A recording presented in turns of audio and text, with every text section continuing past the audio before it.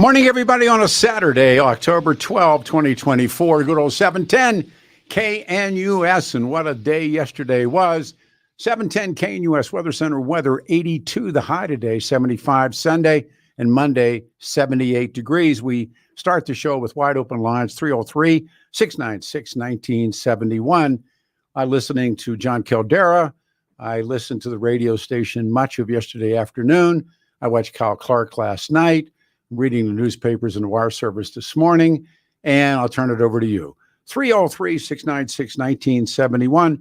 And something that we haven't talked about in quite a while, we're going to do in the next hour, the Palestinians and what is taking place right now. Palestine, now the war has spread into Lebanon. Houthis are also firing rockets. Where do we stand with all of this? We'll do that coming up at 10 o'clock. I'd like to also hear from Aurora callers this morning, how you feel about what's being said about your city. And it's really interesting. I was writing notes down to myself, watching Kyle Clark after it was over. And I watched Lauren Boebert go after Kyle Clark.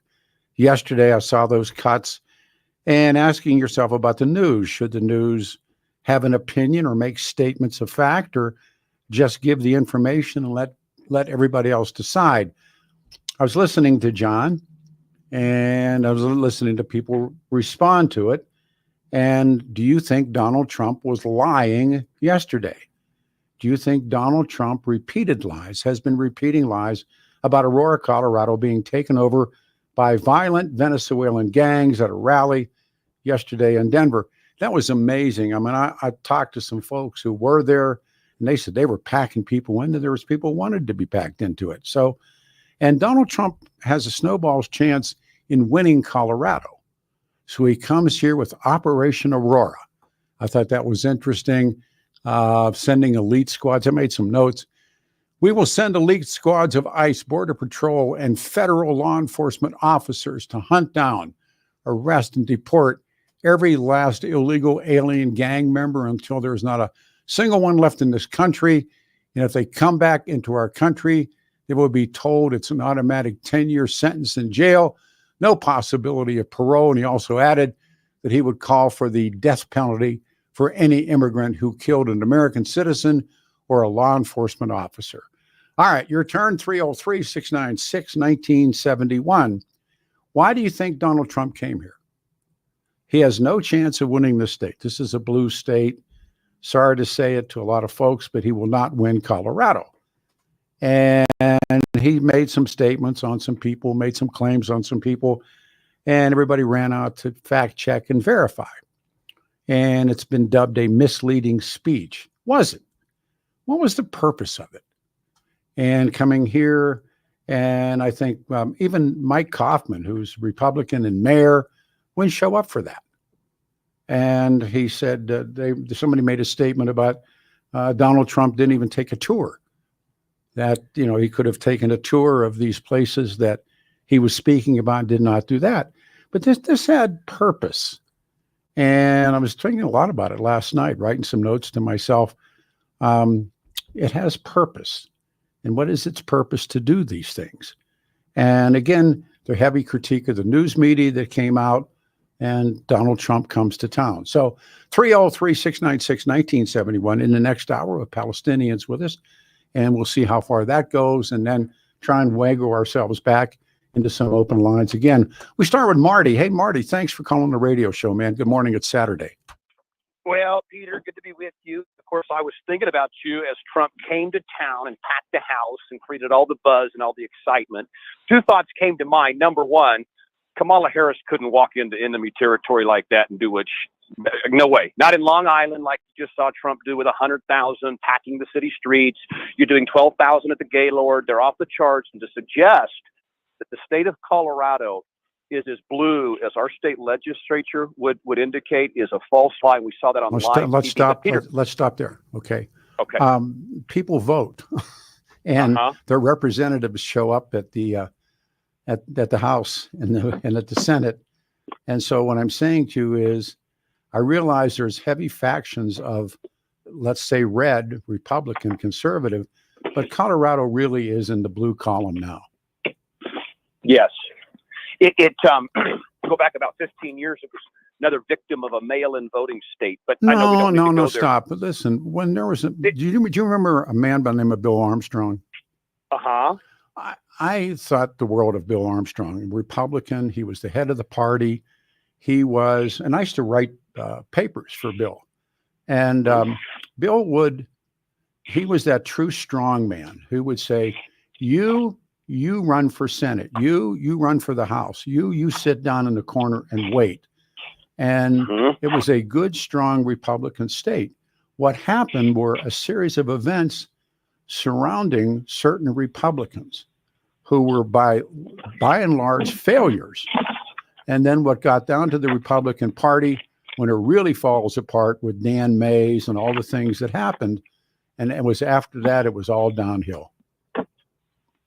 Well, I think they saw it as a state that was primed for the taking, but let's don't get too sidetracked because we are where we are. And you're right. You hit it on the head, Peter. He's got an absolute shot at winning the state of Colorado. And I think we're seeing that. Now, don't take the bet. Don't take the bet. No. But I know if what's going on in Georgia, where they're having a significant decrease in those requesting absentee ballots, meaning they're going to go in person and do it. Good. Okay, exactly. That means trouble for Democrats. But let's not go there again. Here's really where you want to focus: is after the debate, the one and only Kamala Trump debate. You and John Caldera. I did not appreciate John Caldera after that show, and I didn't appreciate his little smirk here about the lying. And I think we need to address that. But you guys both felt like she was in the lead, and that he blew that debate. I think he did. I think he did. Okay, now flash forward a month in which she is stumbling and bumbling through CBS interviews, scripted town halls. That has nothing to do with the debate. Okay, but go 30 days forward now. You still feel like she has all the momentum, got this baby in the bag, or is it actually maybe possible, Peter, that this thing isn't even close right now, that she might be getting blown out of the water panic is upon us? I tell you, I keep saying, the polling data aside, look at the money line. I realize it's do with that as you may, but if you look at the betting line, she's still the smart money. It's meaningless. I mean, look, this thing is down to this is a pick'em is what they're called in horse racing. I don't know. It's a pick'em, and with the momentum. The momentum is not a pick'em, and so I wonder when you see her kind of struggle with or did you think she did well, like in the CBS interview or in the scripted town hall? I mean, does she still have your commitment for November 5th? That's what I want to know. You're telling me I'm voting for her, and that's not true. Would you want to go on the record and say you're not? Would you do that? Listen. I tell you what. On the level, I've not decided. I look at really. Well, why would I lie to you? But Peter, but what are you waiting on? What do you need from Trump? What does he got to do to earn your vote? Listen, despite turning down the opportunity to appear on 60 Minutes, Trump went on this angry rant about Kamala Harris. She went on 60 Minutes, and Harris appeared on. Was not good. Well, he should have gone. I mean, it's one of those things like you want to take the fight, take the fight. But he went to that black town that they attacked him at, and she didn't show up to that. I mean, listen, he's not the once again, that you're Marty, this is great because you always do apples and onions. What I'm saying to you is Donald Trump, she went on 60 Minutes. Look, if you're going to climb in the ring, if you're going to take on all comers, he should have debated the second time with her. He got clipped. Everybody agrees he got clipped. I mean, anybody that's rational, he got clipped in that debate because she got under his skin and he started up about eating animals and he just lost it. Well, geez, that's a tough way because since then, he's gone and maybe done something we've never seen. These mega rallies in enemy country. They're huge. And I'm just wondering, they're huge. And I'm just telling you, so when people are, this is just what's so mind-baffling, it boggles the mind and takes the breath, Peter, is we see this fan base. We see yard signs, we see hats, we see mega rallies. And we're supposed to believe that it's tied. That is a phenomenon I will never understand. Marty, use the operative word is called believe. You don't know. No one does know. It's only belief. And if you're a Trump supporter, then you believe Trump's ahead. If you're a Kamala Harris fan, then you believe that she's ahead. The polling, but only one is a truth. Only one can be a truth, though, or right? no, you can have. Have Listen, no. Right now, this is an unknown. I mean, it is an unknown. I mean, no one knows what this next day or next. It might even take 2 or 3 days after election day. But nobody truly can use the word knowledge because it's not there. It's all in belief. And I just wonder, and this is probably the last point, Peter, great, it's so easy to do a talk radio show these days. I mean, my goodness, you just throw a dart in the wall. But I just wonder, kind of as we come down the last 3 weeks, home stretch, doesn't Kamala have to make, catch up in the championship round, so to speak? Is she playing catch up or is Trump chasing her? I know we don't know. Where do you think it sits right now, just from a horse race down the stretch? Down the stretch, No, you're right. The championship rounds, 9 and 10 or 11 and 12. I honestly, because we're going into that period now, Trump's a closer. I mean, there's no question about that. He's a closer. And if she just stays away and keeps a jab in his face, I don't know. But I listened yesterday, and this radio station did what no other radio station did. They carried the whole thing. Jeff and Billy did a great job. And then the question that I thought was really interesting was in the aftermath with Cal Clark. Now, when I did see the cut with Lauren Boebert up there attacking Cal Clark, which I thought all you're doing is giving this guy some power, but right. Leave if you don't want to give somebody some importance, don't talk about them. But and so I don't know. It's going to be down to, Kyle Clark was an interesting character afterwards because all he did was do comparison analysis and saying that, Trump was nothing but not telling the truth. And I asked Caldera when we switched over, was Trump telling lies, or does Trump? And I'll ask you, did you sense Donald Trump telling any lies yesterday? Gosh, no. I mean, lies versus maybe the way he's going to tell a story. So they're eating the pets, they're, all that stuff. I mean, to suggest that the people that have been bombarded by foreigners, and I'm sure they're all lovely people, but it's still like not the most pleasant thing. It just speaks. We've got to amplify that messaging because you know what? Every single station across this country is beating down the migrant situation. So if Donald Trump doesn't speak about it, guess what? There is nobody talking about migrants in America. So what was the lie? I don't know. I knew it. The people that dislike Donald Trump, though, that rally yesterday had to just drive them nuts. I don't even know if John slept well last night. He sounded very upset about the success of the event. Well, I thought the event was amazing. I've been out to that place once. I don't. Beautiful. It is a great place, and people spent the night there the night before, and I mean, no, that's like I know waiting to get in a rock concert. Crazy. No, it really is. It's the Beatles, man. It's the Beatles. It's everything. It's Elvis and the Beatles, and maybe the Dallas Cowboys all in one shot. And somehow Trump has captured all that. But hey, great stuff, Peter. All right, man. Enjoyed it. We'll Be talk safe. soon. Thanks. All right, we go to Marcus on line 2. Hey, Marcus, you're on a radio show Saturday morning. Thanks. Hey, how you been, Peter? Good, man. Thank you. I tried to get tickets. I really want to see this. It's better than going to a circus. And I wanted to really see Donald Trump. He's like a rock star. It's just in some people's worlds he is. Yes. Yeah. It's just and they talk about the Joes and everything, and they fly in there and everything. Front row Joe. The front row Joes. Yeah. The Joes they're like there was a band called Fish, and also the Grateful Dead. Remember the people that just would travel with the dead? Fish and Dead, and they would make toasted cheese sandwiches and ask for the magic ticket. Well, that's no, I'm serious. I mean, that's true. I know you're telling me the truth. And so, or so acid, one or the other, but they're the front row Joes. They're the deadheads. I mean, I remember when the Dead played Red Rocks, and all these old Volkswagen station wagons, whatever they're called, vans, there'd be all multicolored, and there'd be like hundreds of them, and they would pull into the Red Rocks parking lot, and the Deadheads would be there. They were a traveling show, and they would make toasted cheese sandwiches. Why? I don't know. Do you know why? If anybody knows why?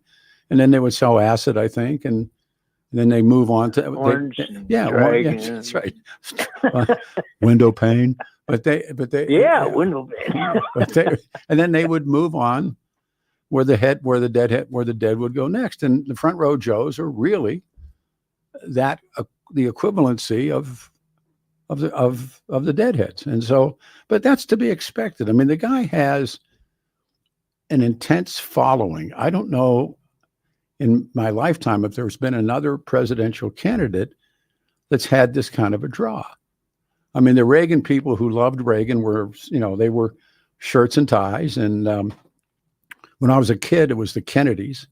I mean, everybody in the neighborhood was crazy about Jack Kennedy. But I haven't seen anything like this that I can remember in my lifetime. Yeah, I'm the same way. I'm just fascinated. I am too. When Obama, when he came to town, remember? Oh, yeah. On 16th Street? Sure. And we really haven't had no presidents really come here. But I really wanted to see this. But, when the Obama convention, and I was working at KHOW, and everybody wanted to go sit in hotel lobbies and try and talk to powerful Democrats. And we took ours and we embedded in the park, Civic Center Park, with the protesters. And it was the most fun we've had in a long time, because all these different protesting groups had camps and tents and everything. And they would come over and do the radio show with us. And they were far more entertaining than some stalwart Democrat. So, so. Yeah, they had police on horses. Remember they had. I still have a motor scooter, and we would have, and I can't tell you who told me, but I had a good, still is a good friend. And he was working the crowd control, and he would call me on my phone and say, all right, we have to move down to Spear and wherever they had to go. And they said, there's going to be a demonstration. So I get on the scooter, I get down and I call the KOA newsroom, say, hey, I was like the roving reporter, but that was, I mean, and the cops had those T-shirts that said, we kicked your dad's ass in '68. Remember that? Yeah. And then I got one of those shirts. All the buildings had the hope on them. That was great. Saw nothing like that. That was so cool. Yeah, but the Denver cops had a T-shirt, and I still got one that says 68. It was 68 Chicago, whatever that number was here. We kicked your dad's ass in '68. We'll kick your ass now, or words to that effect. And I thought, well, but it never got down to any of that. Do you know, I was working, and I got to meet Mayor Daley out of Chicago. What, the father or the son? No, the father. Okay. And he was here with Obama. He gave me one of their couldn't have been the father with Obama. It could have. Dick Daley, it was maybe Junior, or Dick Daley's son became the mayor of Chicago, and his name was Dick Daley as well. Okay, so that's what confuses me. But I did meet him. Oh, sure. And he shook my hand, and I've got a pass. When they had those passes, they could go anywhere downtown. Oh, yeah. To go into anything for free. Yeah, sure. And that was amazing. Remember, Denver is a Democrat-controlled city. That was a Democrat convention. They had free reign. Yeah. No, it's true. You were there too. So big time. Amazing. Yeah, we were there every night, every day. If you weren't there, hey, did you go down and see Trump? Did you get in? No, I didn't go. No, I was working. I was doing motorcycling, but. That's a risk. I'm getting to the point where big crowds just, I just as soon not. Yeah. But I know guys that went like I don't know what I saw Kelly Michaels. I was here in the radio station on Wednesday, and Kelly was headed out there to set it up for the boys to go. And I mean, I think it was all hands on deck here. Everybody went and worked. And I mean, it's hard to do a little bit behind the scenes. It's hard to do what Billy and Jeff did and what Kelly did and what Geronimo did. And I mean, it was everybody was out there, and it wasn't easy. But they did a great job. And I think this radio station was the only one in Denver to carry it. The best of your knowledge, yeah. And I listened to the whole thing because I couldn't get in, so that's what I did. Well, they packed them. Day off. No, they packed them. Yeah, it was great, Peter. I mean, I heard everything, and it was pretty interesting. It was very good. I wish I could have seen it, but yeah, I've seen Trump once when Jeff Hunt was running the conservative summit, and he brought Trump into town. And Father Andre and John and Debbie Medved and I went and saw Trump. We were back about 20 rows, and that was the first time I've ever heard him speak. And he touched every base. I mean, I thought, he just gave this really very, very good speech. And he's an interesting public speaker. If you watch Obama speak, or, Reagan was maybe perhaps the best of the speakers. I liked Reagan a lot. But remember, he's an actor, and he's also a radio guy. Yeah. But he could talk. Yes, he could. And he understood, what it was that he was trying to get across. And he did a wonderful job. Lyndon Johnson wasn't that good. Jack Kennedy was great. FDR was great. Yeah. Harry Truman wasn't that great. Eisenhower was a general, so he didn't have to say anything but just say it. You get on a list of these guys. And do you think a difference was made yesterday by Donald Trump? In Colorado, not really. Yeah. But the thing, just being a president coming here was private. It was kind of cool. Yeah, he wasn't talking to Colorado. He was talking to the country. Yeah. Yeah. Independence and that's like us, Operation Aurora and how he's going to. I thought that was interesting when I heard that. And he was going to bring in that 1789 alien sedition and all that kind of stuff. That's aimed, like I watched the evening news, and although the hurricane was making all the headlines, it made, I would think it was second or third story in. It was not him, and that was a quick turnover to get back to New York and then out broadcasting out. But I mean, he wasn't speaking to Aurora.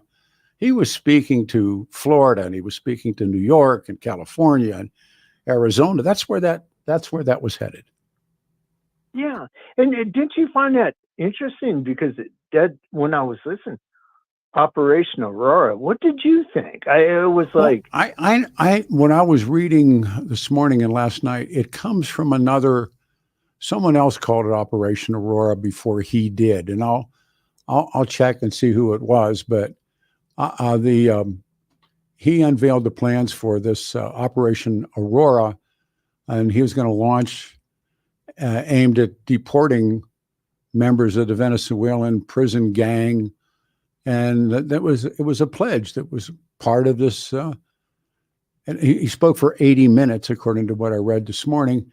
He delivered it to Gaylord. And I don't know if that Operation Aurora is a name apparently given in a local law enforcement effort in San Antonio, Texas, is what I read this morning, that it was not original, but he took the name. Yeah. Oh, wow. Yeah. Take care. Yeah. All right, man. 303-696-1971. I'm happy today to talk to you about our friends at Water Pros, and we got Water Pros at the house. Water Pros cares about the quality of your water, and you can remove forever chemicals and these microplastics and hard water with the Water Pros. And they got the Peter Boyles special for $31.95. That's the total price, and it's a whale of a deal. Holidays are coming. $3,195. And I got one of these systems, and you're so glad. You get a whole water softener. You get a point of use reverse osmosis drinking water system, all fully installed. And start the process. Go to waterpros.net, sign up for your free in-home consultation. They come to your home, they test your water, they answer your questions, and all the concerns about your water. Let them come first and do the test. These are good men. Water Pros is family-owned, veteran-owned business dedicated to providing you the best in water treatment for less than the other guys. Go to waterpros.net today. Request your free water test. That's the really one. Get the free water test, 303-862-5554, 303-862-5554, 303-862-5554. Just take the free water test and find out. Ask for the Peter Boyles Special. RockyMountainBargains.com, where you'll always pay half price. Why pay retail when you can get what you want at 50% off? Just go to RockyMountainBargains.com and save. Here's this week's featured item. A DeWalt Atomic 20-volt max cordless impact driver kit, valued at $160. Get it now for half price. Get it now at RockyMountainBargains.com for 50% off. RockyMountainBargains.com, where you always pay half price. Restrictions apply. Go to RockyMountainBargains.com for complete details.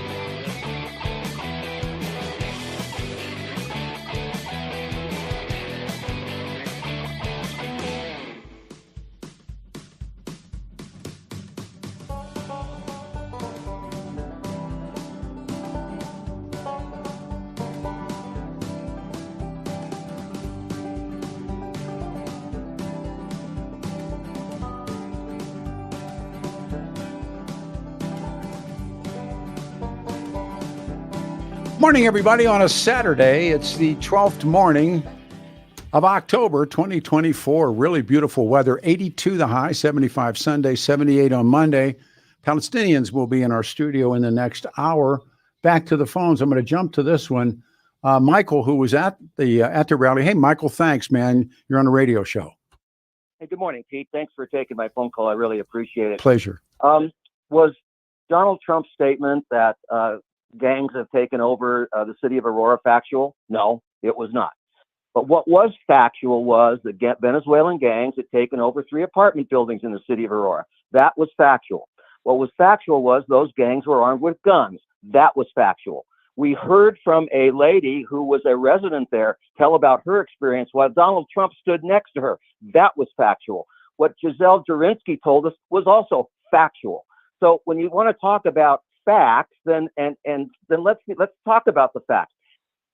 Many of those, I should say many, some of those gang members, Pete, some of those gang members were arrested and released on $1,000 PR bonds. That's factual. Is anybody following up as to what's happening to those guys? No, no one's following that. Why? Because they're not interested.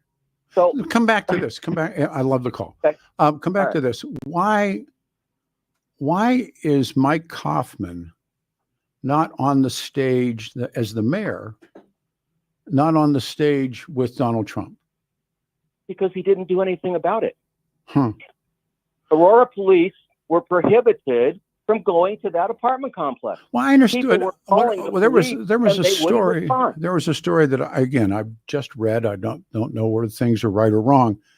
That the guy that owns those apartments, or at least one of those apartments, as a guy who's been in trouble before for all kinds of stuff, and and I don't know this to be true. This is just fodder, but may have engineered some of that stuff.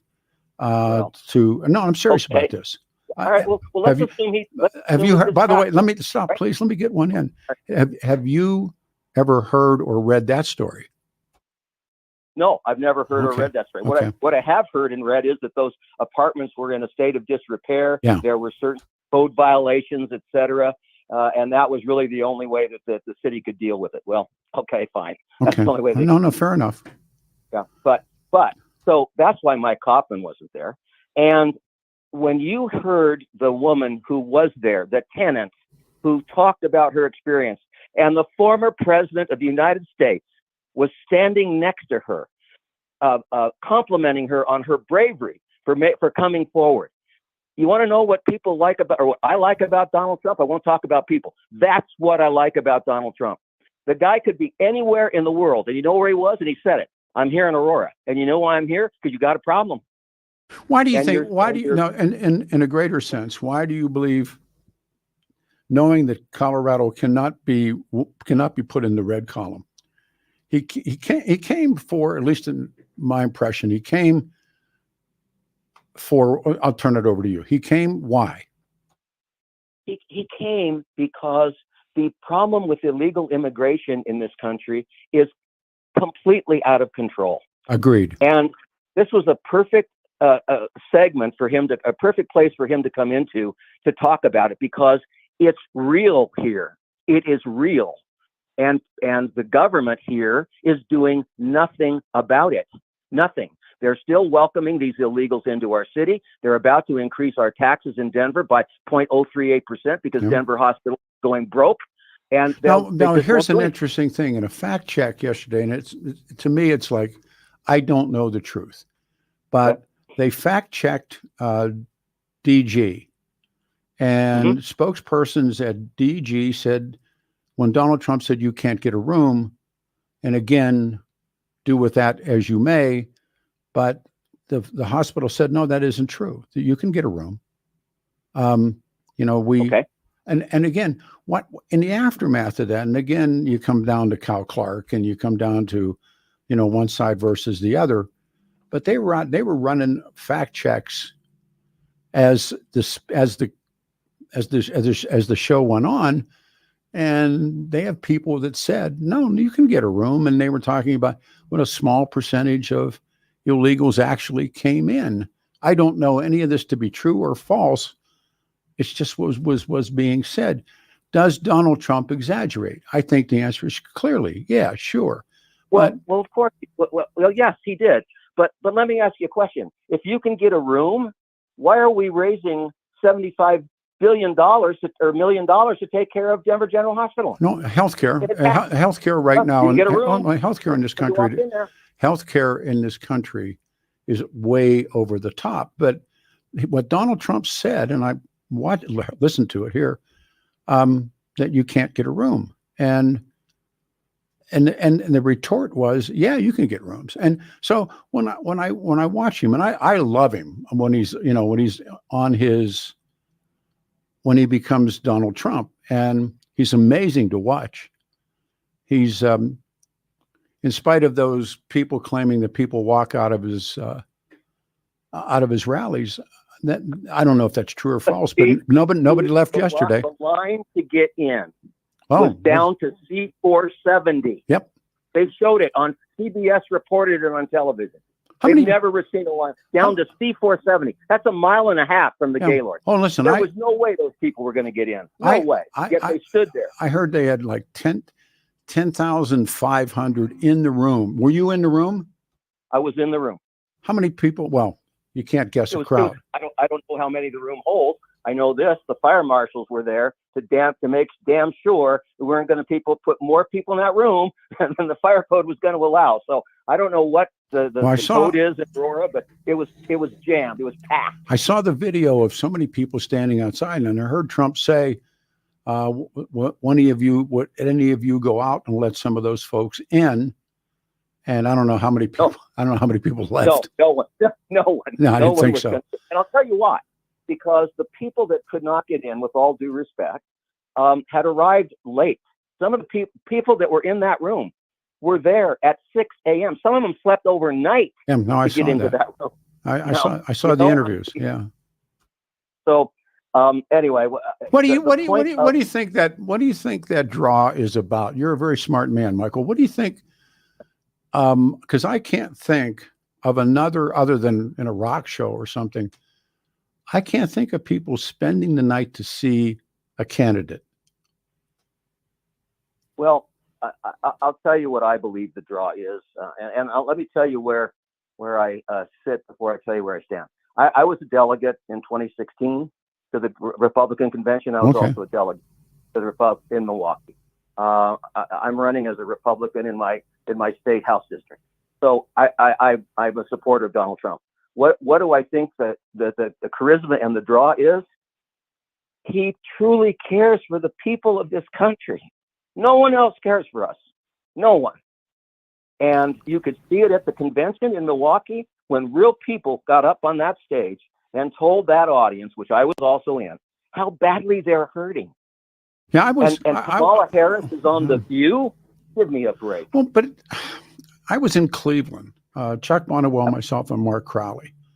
Well, we were both there. Okay, well that was a convention that was so mixed on Donald Trump, and I thought I watched Ted Cruz destroy himself in that speech. And remember, in spite of what the Colorado delegation wants to say today, they walked out on him. I saw them. Pete, I was an alternate delegate for Trump. I walked down to the floor because I needed to get ready to go onto the floor because the Colorado delegation had left. Oh yeah, listen, people. You're absolutely right. Yeah, people today that claim to be these ultimate Trump supporters, they chogied out of there. I saw them do it, but and I was there, and and I was like, Donald Trump was this. He was the angel. I mean, because I so despised most of those Republicans. And now it's a really interesting moment for me. And it's a really interesting, I mean, it's a crossroads for the country, what we're going to do. And I we've talked about this before, but I have this thing where, every pipe in the house is broken. The water heaters overflow. The sewers are backed up. Everything is wrong. And you got a guy sitting on the couch next to you. And he's the best plumber in Colorado. And he's got 8 guys out there in the trunk covered in mud, but they can fix it. And yet, if you turn your back, he's going to do something. And do you hire him, or do you wait for this lovely, nice plumber to come along who may or may not be able to fix the kitchen sink? Or do you turn to this guy who's sitting there with you and you say, get to work, stop all of this, because if you don't, the whole house is going to flood. Yeah, exactly. Well, you know where my sentiments would lie in the answer to that question. I hired the guy sitting next. Sure, to me. And I think also I just want to correct one thing. Sure. Trump says he's going to ask for the death penalty for illegal aliens who kill U.S. citizens, not migrants, illegal aliens. So I think that's well. The word has been, the word itself has been so distorted. Well, I fundraised for the first of 2 billboards. I was at K-How doing mornings, and we fundraised for when Wellington Webb, and it was only a declaration. That's the thing about sanctuary cities. They're declarations. There's no vote. And Wellington Webb declared, and it started this big deal between me and the Webbs, but Wellington Webb declared Denver sanctuary. So we raised money for 2 billboards that said, "Relax, you made it." Welcome to sanctuary. And I'm serious about this. And we put them up. Tom Tancredo and me and the Sheik and a couple of other people, and you'd have thought we ran over their dog, and yet each consecutive Denver mayor has made it worse. These sanctuary cities are simply declarations. They can be reversed. My talk had a sign on the city and county building saying, "We with a heart love migrants." Well, now what do you expect is going to happen with that? Here's the way to deal with sanctuary city. Very simple. Pass a law in the legislature that says that if an illegal alien is arrested by police, they can contact ICE and they will hold the person to the ICE response. Remember, it's over. Kovaleski did that great story series on these guys being adjudicated. And I have friends in the Denver police to say getting out of the car and running is a form of insurance. Look, the problems are legion. And I don't believe that the Democratic Party has any intentions of stopping any of it. Well, the problems, you're right, are legion. And you know something? None of these problems have been caused by the law-abiding citizens of Colorado or the city of Denver. Not a single one. And yet, it begins with you have to cure lung cancer, but in the meantime, this kid started to smoke when he was 12. Yeah, exactly. No, I'm not. All of this stuff is repetition, and it's down to the personality. And if you're way and again, I really spent a lot of time with this, and it's down to personality. And Trump has all kinds of issues that really grade me. On the other hand, I don't think that she is going to do much of anything except caretake. And we're not in a position to be caretakers. She's going to make it worse. Can't make it. I don't know what happens. Will it get down to enough people dislike him as a person? That's when the vote will take place. Or will they remember the old line of holding your nose and voting? Right. Good call. Well, I'm convinced that that's what happened in 2020. The vote was really an anti-Trump vote. It had. Oh, absolutely. So, yeah. What'll happen this time? I don't know. Yeah. If you don't believe what you saw while he was president and what he did, there's nothing that I can do to help you. And if you keep electing the same leaders, expecting a different result, you're going to get the same leaders. Well, that's always been the rap. That has always been the rap, that if you went from this guy to this guy, and every once in a while along comes Reagan. Reagan was the last one in my lifetime that really did make a change. Yeah, I don't disagree with you. All right, man. Very good. Well thought out. Appreciate your time. Thank you, sir. My good friends, Danny Kaplis Law, and Dan suggests that when you choose a lawyer, you shares your values, because who you choose to represent you in an injury case says so much about you and what's involved in the case. We talk so much about Dan's childhood. His dad was a cop. Talk about his mom. 40 years of his life to helping people who were hurt in serious motor vehicle crashes. Dan's believed to be the only lawyer in Colorado history to win 5 straight multi-million-dollar verdict in Colorado crash cases. Dan's also believed to have won the largest truck crash verdict in Colorado history. Capless Law, the official law firm now of the Nuggets and the Avalanche. Danny's law firm, serious firm for serious cases, accepts righteous injury cases on percentage fee basis. We have been friends for such a long time. He helped my family. If you need Danny's help, 303-770-5551, 770-5551, or hit caplesslaw.com. Danny's last name, for those of you at home, CAPLIS, caplesslaw.com. RockyMountainBargains.com, where you'll always pay half price. Why pay retail when you can get what you want at 50% off? Just go to RockyMountainBargains.com and save. Here's this week's featured item.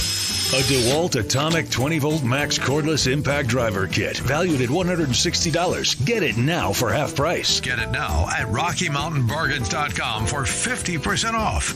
RockyMountainBargains.com, where you always pay half price. Restrictions apply. Go to RockyMountainBargains.com for complete details.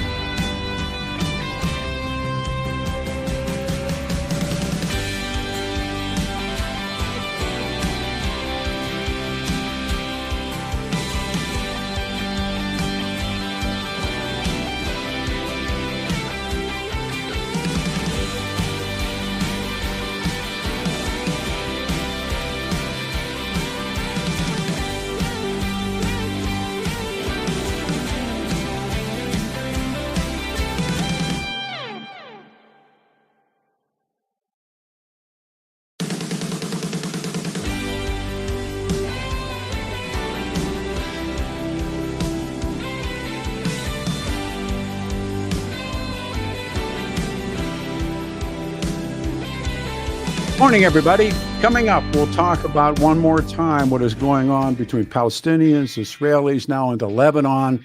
710 KNUS Weather Center weather, 82, 75 Sunday, and 78 degrees on Monday. Talking about Donald Trump and the rally yesterday. Back to the phones we go. This is Don. Don, you're on a radio show. Good morning. Good morning, Uncle Pete. How's it going? I'm getting back and forth, man. How are you? I'm doing good. Cool. I told you, Screener, I lived in Aurora. I lived here for close to a quarter of a century, which is kind of scary. But anyway, I wanted to point out that Aurora, if Aurora is overran with anything, it's not Venezuelan gangs, it's homeless. Probably coming in from Denver. Yeah. Or remember, they used to chase each other out, chase each other in, chase each other out. Yeah. Why do you think Kaufman wasn't there? The Republican establishment doesn't like Donald Trump, and I think Mike Kaufman figured it was just safer politically for him to just stay away. I frankly don't blame him. He has said it's not a problem. Well, like I said, it's not a problem. It's not the problem Donald Trump seems to think it is. I wanted to point out that I don't particularly much care for either candidate. Yeah. But I'm voting for Donald Trump because I say to myself, who do I want dealing with Xi Jinping? Who do I want dealing with Vladimir Putin? And who do I want dealing with those lunatics in Tehran? Did you see the story that during the COVID, does it matter that Donald Trump was sending COVID test kits to Vladimir Putin? Yeah, I believe that. There's no question. And I thought it's a smart move. Remember that? I thought so too. Yeah, I thought so too. I think if anything, Vladimir Putin either respects the guy, or at least at the very best, likes the guy, or at very least respects him. Well, I thought, when I first saw that, and it's in Woodward's new book. I haven't read the book, but they made a big deal out of it. And I said, no, it's like it's doing a guy a favor who you're going to maybe ask a favor from. Putin is this whole what's going on in Ukraine and the rest of it. When Trump says he can solve it, do you think he can? No. I look at the war in Ukraine a lot differently than most people. I've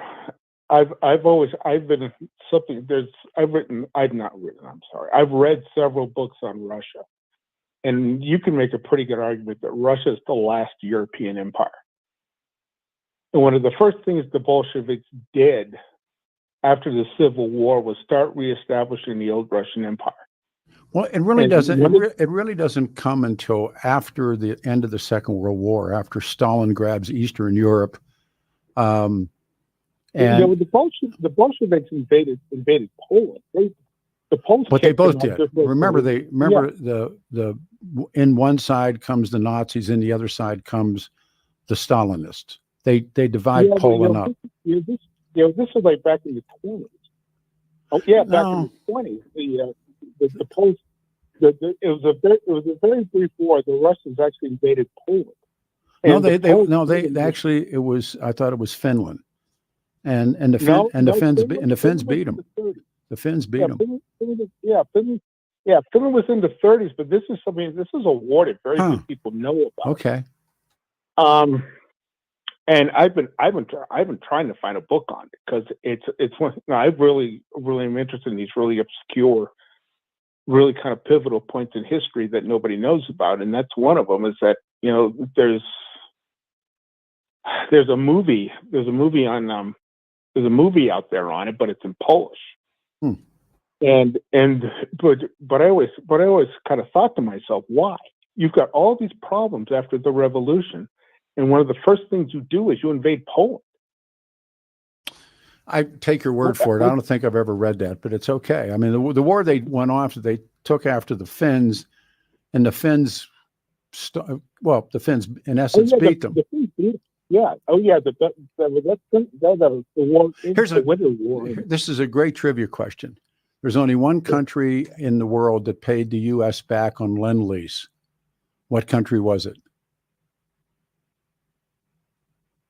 Finland. I thought it was. It was Finland. Oh, really? And Finns paid us back. Okay.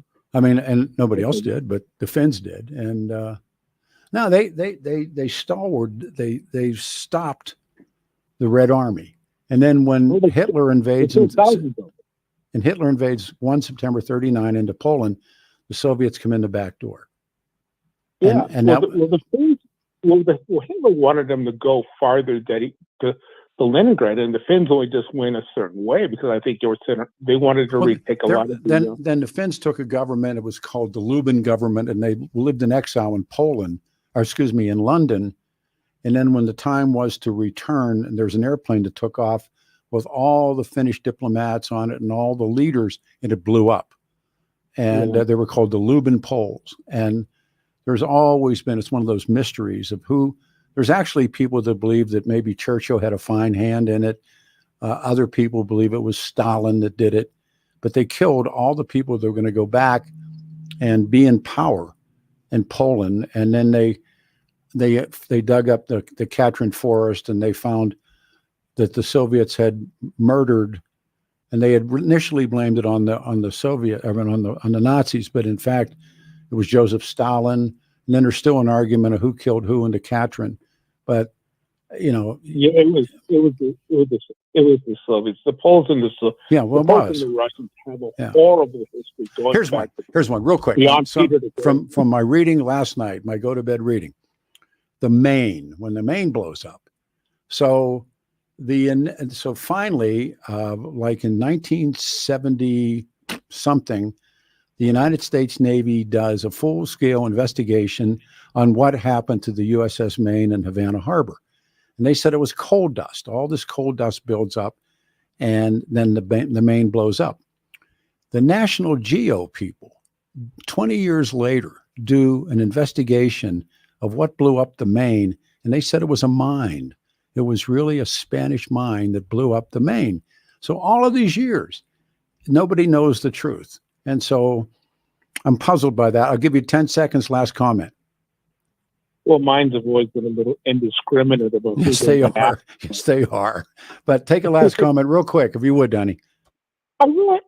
Next time I call, I'll try to look up that information on the war between the Soviets and the deal. Poles in the 1920s. It is a deal. I always say to myself, why? I got to jump. I love you. Talk to you. All right.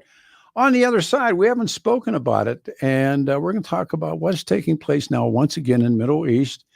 And one of our Palestinian friends has returned. Dr. Reema's here, and it has gotten worse.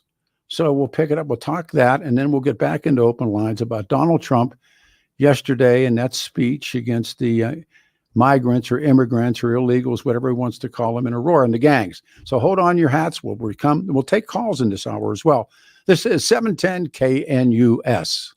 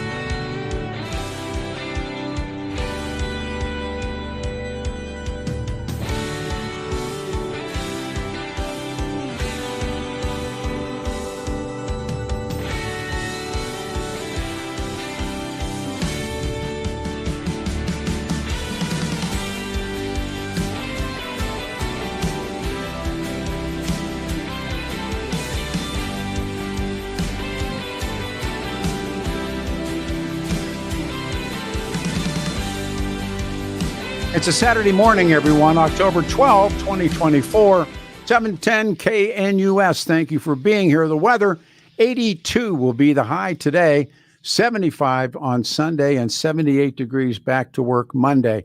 We had jam lines and a lot of conversation about yesterday's Trump rally. And this is a show that we started planning in the middle of last week. And it is about what's taking place again in the Middle East with everybody and everything that is taking place. And at the time when we were there, we met Dr. Reema Wahdan, and she is in our studio this morning. We cleared the line, so folks who would like to speak, 303-696-1971. Good to see you again. Good to see you, Peter. Thank you for coming in. Thanks for having me. It's gotten worse since the last time we saw one another. The war is now spread into Beirut. The headlines yesterday, Israeli strikes kill at least 22 in central Beirut. And for the very first time, although we know it's been ongoing, the claim is these are U.S. weapons. Yep. Speak to that. I mean, this is the weaponry that is being used from Lockheed Martin, Boeing, and Raytheon, and other companies, just even locally, have catapulted the support for Israel to decimate many countries in the Middle East. And the countries in the war, the artillery that's being used is made and manufactured here. We can even say locally in Colorado. And yeah, it's literally deplorable. What's made here in Colorado? Lockheed Martin, sure. Boeing, Raytheon. Those are local ones that we have continuously gone up against to stop their war machine and killing civilians in Palestine and in Lebanon, in Yemen, and on. And now the war has spread into the West Bank. Yep. It's been in the West Bank since the beginning, yeah. But it's now completely spiraled out of control. The humanitarian catastrophe has now exploded into North Palestine, so Tul Kedem, Nablus are two cities. My husband's family's from Tul Kedem, so they have gone in to the villages. They go and round up men.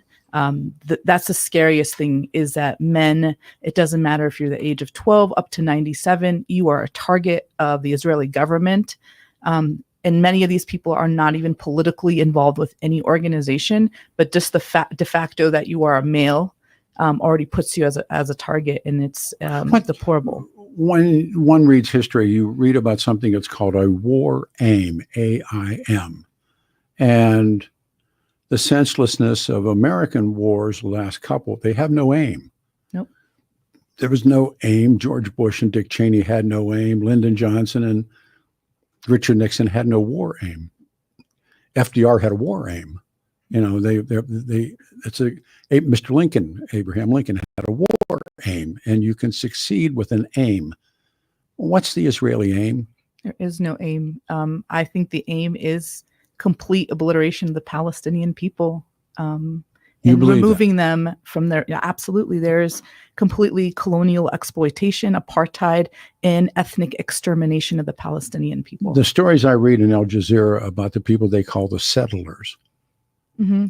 Is there truth to that? Yeah, there's definitely. So in Palestinian, the West Bank, there are several illegal settlements that have been expanding their territorial reign, and those settlers, so they're Israeli settlers that are in Palestinian territories, are deemed illegal by international law. And the expansion of settlements, so if you go into the West Bank, it's been carved into Swiss cheese, is what it looks like. And so every one of the settlements will be on high ground and all the Palestinian territories on low ground. And they just keep on expanding. There's highways that go into the settlements. There's expanding fences. There's a blockade of a wall. Everything meant to destabilize, immobilize, and allow Palestinians to not move from their area. It's an intentional attempt to deny Palestinians the right of mobility, deny Palestinians right and access to healthcare facilities, and denial of Palestinians' ability to move freely between Palestinian territories. The UN now accuses the Israelis of war crimes over what's happening in Gaza. The healthcare systems have been, it's so difficult, I think, I watched Secretary of State Anthony Blinken, and he's speaking with the Lebanese. about the Israeli military operations in Lebanon and the strikes that are taking place in Beirut. Lebanon is now in the war, or Hezbollah is in the war. And lots of Lebs are members of Hezbollah. And the Israelis have said, look, we don't have a war against the citizens of Lebanon. We have a war against Hezbollah. What do you do with that? It's just the same thing of them saying we have a war with Hamas in Gaza. And at the end result right now, we are standing with over 45,000 Palestinians dead. So in their aims to say any terrorist is not a friend of ours and we're going to kill the entire population, what is that? That language is very dangerous because it gives a person, which right now is Benjamin Netanyahu and his war cabinet, the ability to go against international law, come up with like their own paradigm and their own ideology of who is allowed to live and who is not allowed to live. And if they're going to target an ideology, a group of people, doesn't matter. The end all casualty is innocent people that are at the end of the barrel, and that's who's being executed. Those are the populations that are being targeted, and we can't say they're casualties because these are intentionally deliberate attacks. They have been calculated. They've been mastermind. This is not just since October 7th. This has been decades of masterminding these type of attacks. The trigger on this go round, because how many wars have there now been? I stopped counting 100, 200. I don't know. I don't know. And the trigger is October 7.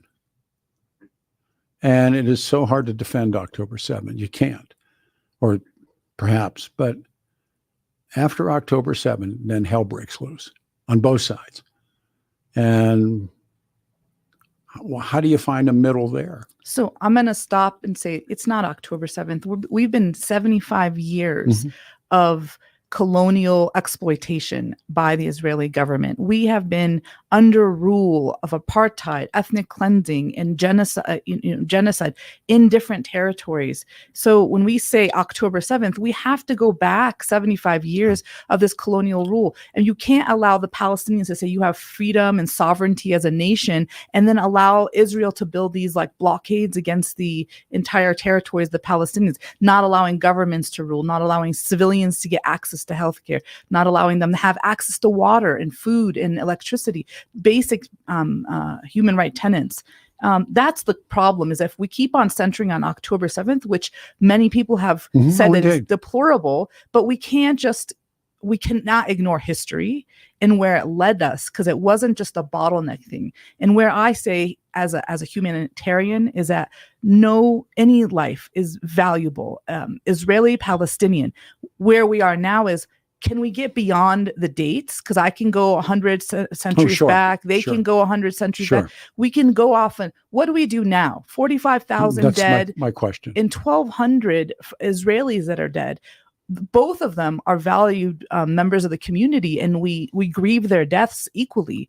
And that's where I said, do we grieve their lives equally? Because according to Benjamin Netanyahu, he does not grieve Palestinian lives. He has called us vermin, savages, and the names go on. And so when we say we value Jewish life, Palestinian life, Christian life, all of that equally, we have to have onus on the people in leadership. Do they actually value life? And their expansion of these territories into Lebanon and Yemen and expanding these regional wars literally clearly defines that Israel is not there for human lives. Is there an American candidate for president that you prefer? No. I would say that, we've given opportunities to both candidates to come and say, where are you? Have they come? They have not. They've done lip service, but then immediately they'll turn to AIPAC and go, you know what? We now have Israel has a right to defend itself as Palestinians don't. Tell the audience who AIPAC is. So AIPAC is the Israeli lobbying group. I mean, they're the second largest lobbying group next to NRA. Yeah. They have controlled our entire all the members of the House, Senate. I'm not going to say every single one, but I would say 95%. I would even ask your viewers to go here locally, go down to the Capitol and look at our state house. Look how many flags, Israeli flags that they put on their desk, not even United States flags. So we are being controlled here by that lobbying group. And, I'm an independent. I don't support either group, but I definitely don't support our elected officials to pledge allegiance to some foreign country over our own country. That just is red flags for me. And when you have the largest lobbying group controlling every single senator and House representative, it doesn't matter if they're left or right, they're controlled and they're not allowed to say. It's just contributions, money. Massive contributions. I mean, like we go to Bennett. Bennett gets over $500,000. Michael Bennett has gotten $500,000 of contributions. I believe that from different lobbying groups for Israel, and so those are very clear, defined, contradictory or conflicts of interest. I believe in that we have to put pressure on them to be like, where is your allegiance? To the United States or to Israel? Yeah, Michigan has become a magnet for Middle Eastern immigrants. And it's interesting to read what will happen, was believed to happen in November, that there's an enormous Arab, I guess Dearborn and a couple other places, they will not vote for Democrats. Nope. They will absolutely not. The Biden administration has failed many Muslim communities. Take on Biden. Definitely. He is aiding and abetting a war criminal. And the fact that he would have lip service to say we are here for the humanitarian rights of the Palestinian people and simultaneously write off a check for $4 billion to the Israeli government for war machinery and missiles and bombs to go and kill Palestinian children. There's no place for that type of rhetoric. And to be. Why does he do that? Why he's continuously supported the Zionist agenda. And so Zionism has been very dangerous.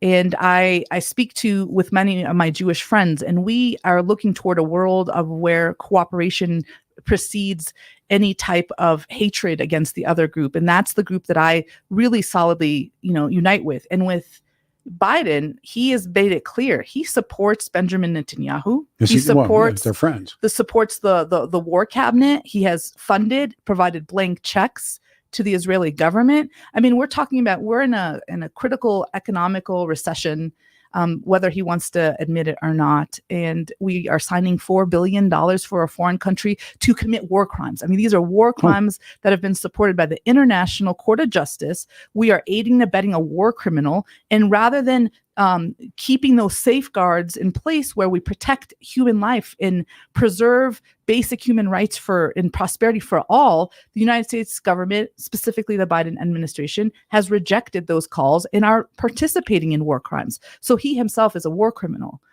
You can't get along. You can't you argue with yourself. I mean, we see the bombs. We see how many deaths have been as a result of our taxpayer money. I mean, to the tune of $4 billion plus the $4 billion that was signed off in January. I mean, this has got to end, because the humanitarian catastrophe and the toll that it has had on the people, whether they're Israeli or Palestinian, is far greater. In the fact that we are allowing our government to support a war criminal is just not acceptable. Dr. Reema Wahdan is our guest. She's Palestinian. We're talking about the conflict and the strikes that are taking place now in central Beirut. If you read the history, I think it was 1974, where the PLO leaves Jordan, I believe, and invades or comes into Lebanon.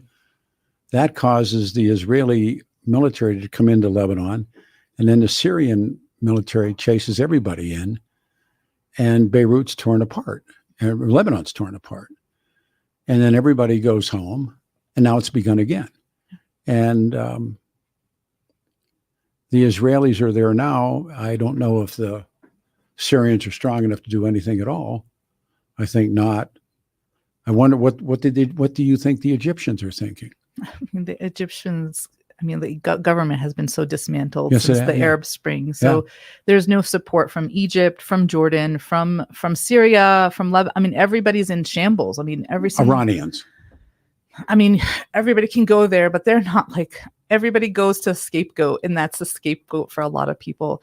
I'm just going to the structure and the support. I mean, we're talking about third world developed countries. Oh, absolutely. And Lebanon was developing, and it was Yes, it was. beautiful. So was It is. Syria. The fact that, Israel is now targeting it is just not acceptable, just as it's not acceptable if it's targeting Palestinian territories. I mean, the question is, when do we hold Israel accountable for its actions? There's a whole, lines are open, by the way, 303-696-1971. It's going to be 82 for a high today.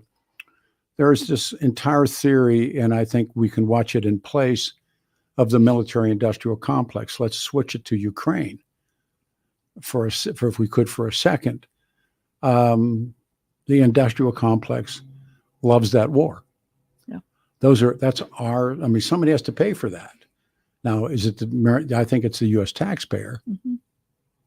And then somebody pays for it. I mean, I was not surprised, but just it made the case that the UN came out and said, look, this is American weaponry used in Lebanon. I wasn't a bit surprised. Mm-hmm. That's the arms dealer game. Yep. How do the weapons get from the U.S. into the hands of anyone, but into the hands of the Israelis? I mean, we have army bases all across the Middle East. Yep. There's no question about it. So we have been long-time trade partners in supporting this war machine. You go back to the Persian Gulf War, to the Iraq-Afghanistan War. There's stockpiles of weaponry that is being moved from one area to another, and they're all moving into Israel to decimate the Palestinian and Lebanese and Yemeni population. One of the things that frightens me is, and a historian, one of the better ones is Barbara Tuchman, and she's the one that in the guns of August, and when she talked about a term, she was the first one to use a term called a trip-wire war, and I think there's something like 44,000 American GIs. The Truman is there. I mean, all these American aircraft carriers, and they're there. And how long before something happens where we then get back involved to another war? To another war in the Middle East. Yeah. Americans are fed up of this, this war backing. We failed in Iraq, and it was a mistake. Oh. Failed in Afghanistan, and is a make, and it's definitely a failed backing to support the Israeli government in its war campaign. We've got to get back to diplomacy. We have to stop executing the people that we need to do diplomacy with. And that's where it needs to get back to. But to keep on using arsenal and bombs and missiles and warfare I don't even know what the end goal is, because the United States. That's called the name. What's the war aim? Yeah, there is no aim. There's no aim, and that's the danger. And it's but that's the U.S. in Southeast Asia. It's the U.S. in Afghanistan. It causes chaos, and that really chaos then comes into our areas, and then we don't know what to do with it. So we have to have our world leaders and push them back to be like, where can we get to a centralized peace and prosperity where we can get these negotiations and recalibrate where we're at, because promoting war in the world is not an okay agenda for the United States government. As Tuchman said, it's easy to get in, it's hard to get out. Yeah. And the United States has been drawn into this, and time and time again, principally oil sometimes, you can figure out. And Henry Kissinger taught, and then we'll go to the phones, lines are jammed. Henry Kissinger told a great parable. He was the great parable teller, the story of the frog and the scorpion. And Kissinger tells the story that there's a pond or a lake, it depends on his version, and a scorpion needs to get to the other side, and there's a frog, and the frog says, and the scorpion asks the frog, can I get on your back, and would you take me to the other side? And the frog said, but if I do, you'll kill me, you'll sting me. Scorpion said, then I'll drown. Frog thinks it over and says, okay, get on my back. In the deep end, the scorpion stings him. And as the frog dies, and he says, why? Scorpion said, it's the Middle East. To the phones we go to John. We'll start with John. John, you're on the radio show. Peter Boyles, Dr. Reema Wahdan, good morning. Good morning, Peter. How are you today? I'm really good, thanks. Great. The reason I've been listening on and off, and you've got a great show, but I just kind of wanted to set the record straight. If you look at what the governing authority of Hamas is to extinguish Israel from the face of the earth. Same thing of Iran. So what they're going to do, Peter, they want to have a ring of fire. They got the Houthis in the south. They got Hamas in the, I guess it'd be the east. They've got Hezbollah in the north, and then Iran. So you got Israel right there. So my question is to the good doctor there: how can the state of Israel, and she called their prime minister a war criminal, which is kind of a crock. How can Israel negotiate with these people when their entire governing I can't think of the word. Their governing policy is to extinguish the Israeli people from the face of the earth? I'd like to have a comment from her, please. And stay on the line, please. Doctor? Yeah, definitely. If you look back into recent times, they've actually modified their things. I am not a politician, and I'm not going to be speaking on behalf of either organization. Because I myself I'm not a politician. I'm a humanitarian, and I look at the casualties and the people on the ground who are advocating for peace. But what I would tell you is all governing bodies, from Israel to many leadership in Palestine, and you can go on, are not in the best interest for the people. And I go back to the people. When I stand with my Jewish friends and colleagues, we want a peaceful prosperity, but the leadership from Benjamin Netanyahu and his war cabinet, from the Palestinian Authority, from all other aspects, are not really on the same page with the people that live in Palestine and Israel. And so what I would ask you is, let's listen to the people that are on the ground. Because that's where we need to have the honest talk of where do we look like. And the people on the ground are literally saying that we reject our governments and we want to start fresh. But the people that are in leadership right now are causing so much hardship and death and exploitation of the other. And we need to stop. And we are asking the wider world community to listen to the people on the floor, because those are the people that are speaking the loudest, saying we support the hostages, we support the innocence of the children, we support the ability to exist, Palestinian and Israeli. And that's the conversation that we want to have. We got to stop going, who's going to exterminate who? Because you know what? We're sick of it. Everybody can leave the table. And at the end, the leadership that is promoting war agenda, war propaganda, need to step aside and allow new, fresh ideology, and to be able to promote peace and prosperity for the people in the area. John, this is Peter. I love your call. Points well taken. What's the way out of this? Well, here's the thing that the good doctor didn't remember. Hamas was reelected by the people in Gaza. Okay, they had an election before all this came about. But okay? it's been years. Yeah. I mean, it's pardon me, but it's been a long 2006. Yeah, they've been reelected, Peter. So the thing is, she keeps talking about Benjamin Netanyahu as a war hero or as a war criminal. That is not accurate. How can in other words, there's less than 4 million Israeli people. Did they start this war? Every time you turn around, there's 200 or 300 or 400 rockets coming in from the north. Okay, Haifa, the city there, nobody talks about that. There's been a lot of people that had to leave there, and so I'm just saying is the Israeli country is surrounded by people, and the good doctor did not address the fact that. Okay. The primary reason for Hamas and all these people, if she would go ahead and look at that, is to get rid of the Israeli people, wipe them off the face of the earth. That is what it is. And so I'm just saying is that, I'm dealing with truth. And in 1948, when Israel became a country, 3 days later, they were attacked. Okay, they didn't attack the other way. In 1967, it was the same thing. They were attacked. So in 1973, they were attacked, and now they're being attacked every day. And then she talks about all the people that in Palestine or in West Bank that are being killed. Well, most of those figures are coming from the War Department in that part of the country. How about all the Israelis that are being killed? How about Haifa that had to be that had to be basically evacuated because of all the rockets that are coming in from Lebanon? She talks about the people. Well, Sure, I agree with that, but let's deal. Every country in this world has a government body, and if you're trying to negotiate with an outfit that wants to go ahead and wipe you off the face of the earth, that's pretty hard. Also, 9/11, we had roughly 3,000 people murdered in this country. If you go ahead and extrapolate that from what happened on October 7th, there would have been 40,000 Americans that would have been killed. Okay, so let's talk about that.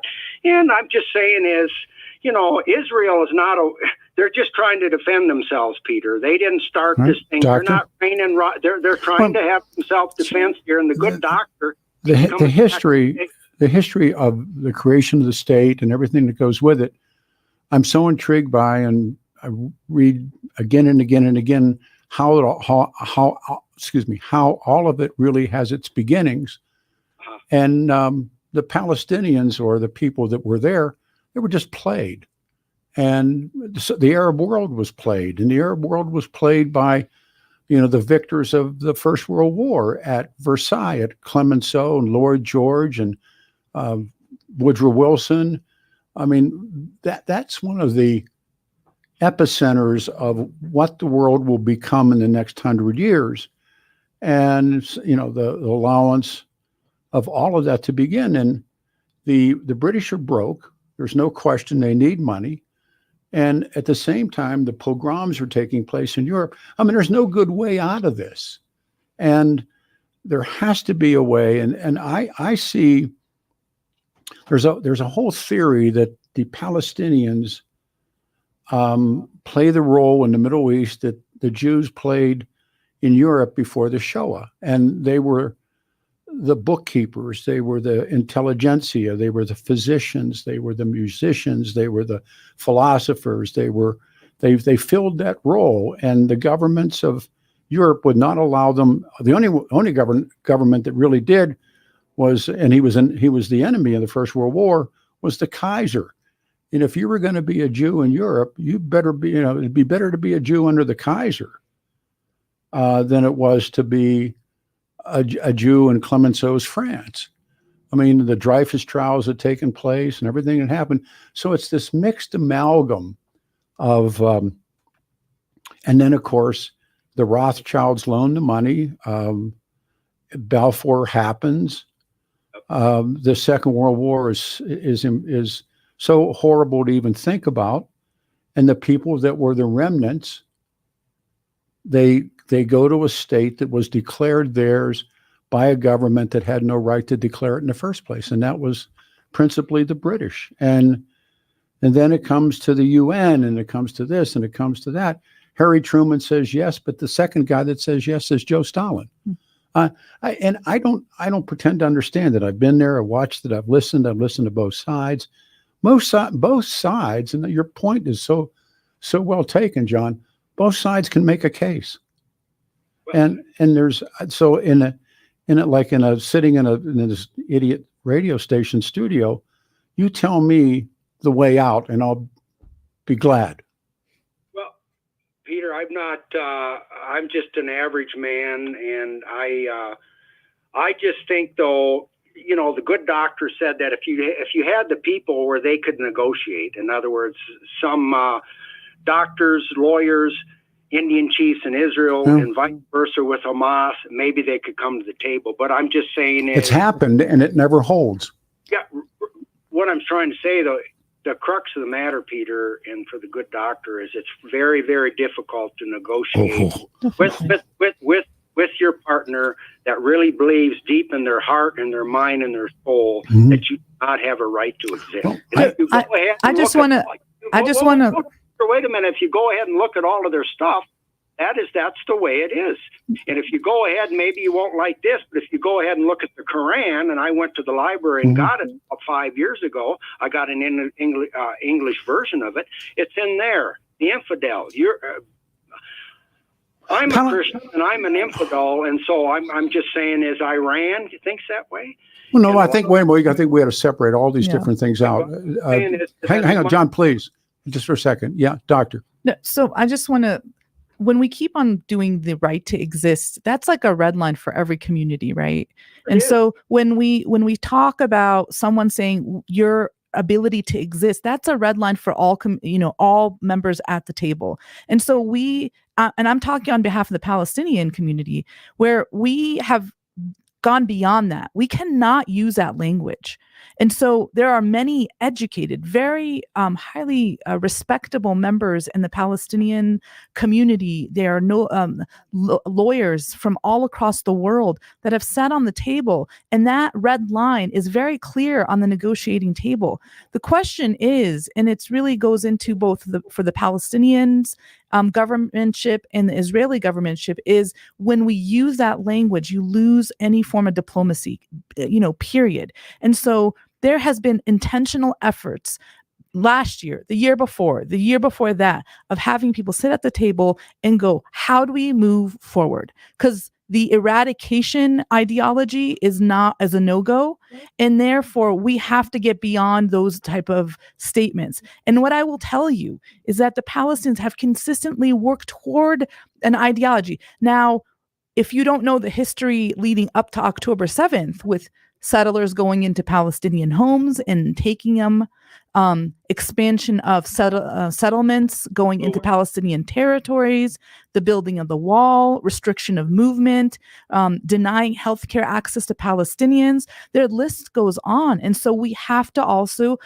devise an opportunity so that we don't deny basic human rights. And we have people working together, because the Palestinian citizenships and the Israelis have been able to cooperate, but the governments have been so disillusional and difficult to deal with. John's Peter. One of the most interesting things to read is Camp David, the Camp David Accords. And I know that, Jimmy Carter's an old man and he's always fair game for radio talk show host, but it was Sadat and Menachem Begin.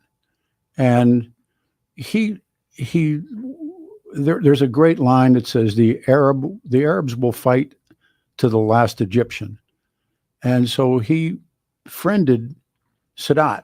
And what he knew was there was not one, or he couldn't find an Egyptian family, or his Emirates could not find an Egyptian family who had not lost a son in those wars. And then he said the same thing with Israelis. He could not find an Israeli family that had not lost a son in the wars, principally against the Egyptians. So he sat everybody down and he bought the peace. The United States of America pays for that peace between Egypt and Israel, and it's called the Camp David Accords. Now, both of those men were murdered because they did it. And I mean, if you think that through, I was at the parade ground where Sadat was murdered. And if you think of that, I mean, the animosity is so hard for guys like me and you, or I should say me, probably you as well. You can't understand that until you sense it and feel it. But remember, Carter brings together, and the Egyptians and the Israelis have held that peace. We pay immense amounts of money for it, but they hold the peace. Is that probable or possible again? And it comes back to that question that are we the world's cop? Are we the world's banker? Are we the world's colonialist? Or do these people just continue as they've continued? I don't have an answer. I mean, big deal. I don't have an answer to lots of things, but you read it for what it is. And it's hard to come away with any answer. I'll give you a last comment. I don't want to. Okay, great. I appreciate it. I'm just going to say that October 7th happened. They planned it for a long time. Sure. And here's the thing. So the Israelis respond, okay, for self-defense, and they've killed some civilians and all that. And this war is gone. It's the longest one in the Middle East. But as soon about 3 or 4 or 5 days later, then all of this stuff probably longer than that, probably several months, Israel starts getting attacked from the north, from Hezbollah. The Houthis from the south have been trying to hit, several. They came very close to taking out an American warship. Mm-hmm. Thank God that didn't happen. So in other words, Israel's defending themselves, and then boom, several days or several months later, they get that rockets are raining down on them. They had 200 ICBMs come in from Iran. So I'm just saying so they're defending themselves, and then all this stuff comes in from the north, missiles from the south. Iran hits them. And I'm just saying, is it appears to me, Peter, they're just trying to defend themselves. And the final comment is, sure, for the doctor, is Hamas is still, there are people, I'm sure, very powerful people on the other side that want peace, and they're willing to go that. But I don't think they've gotten rid of out of their government authority to eliminate Israel. Think about this, and this is something I've thought about. These 6 and 7 and 8-year-old kids in Gaza right now, on West Bank. Yeah. What are they going to be like in 10 years? They're going to be they're being radicalized, Peter. What are they going to be, John, in 10 years? They're going to be a terrorist. Talk to you later. Thank you. Everyone sit still. And we have one line open, 303-696-1971. Happy to talk to you about my friends at Water Pros, and Water Pros cares about the quality of your water. You can remove forever chemicals and microplastics and hard water with the Water Pros. And let them come and just test your water. 303-862-5554. They'll come and give you the free water test. These guys tested my water, and look, we had problems, and they put in the equipment, and they come and they make it right. Water Pros is family-owned, veteran-owned business dedicated to providing you the best in water treatment for less than the other guys. Remove forever chemicals. Now, there's just stuff floating around in your water, and find out, just, hey, you'll get the gimme, right? Start the process. Go to waterpros.net and sign up for your free in-home consultation. It's a gimme. They'll come to your home and test your water and answer all the questions and concerns about your water. These guys are really good. They know what they're doing. The prices are right. 303-862-5554. 303-862-5554. The Peter Boyles Special. RockyMountainBargains.com, where you'll always pay half price. Why pay retail when you can get what you want at 50% off? Just go to RockyMountainBargains.com and save. Here's this week's featured item. A DeWalt Atomic 20-volt max cordless impact driver kit, valued at $160. Get it now for half price. Get it now at RockyMountainBargains.com for 50% off. RockyMountainBargains.com, where you always pay half price. Restrictions apply. Go to RockyMountainBargains.com for complete details.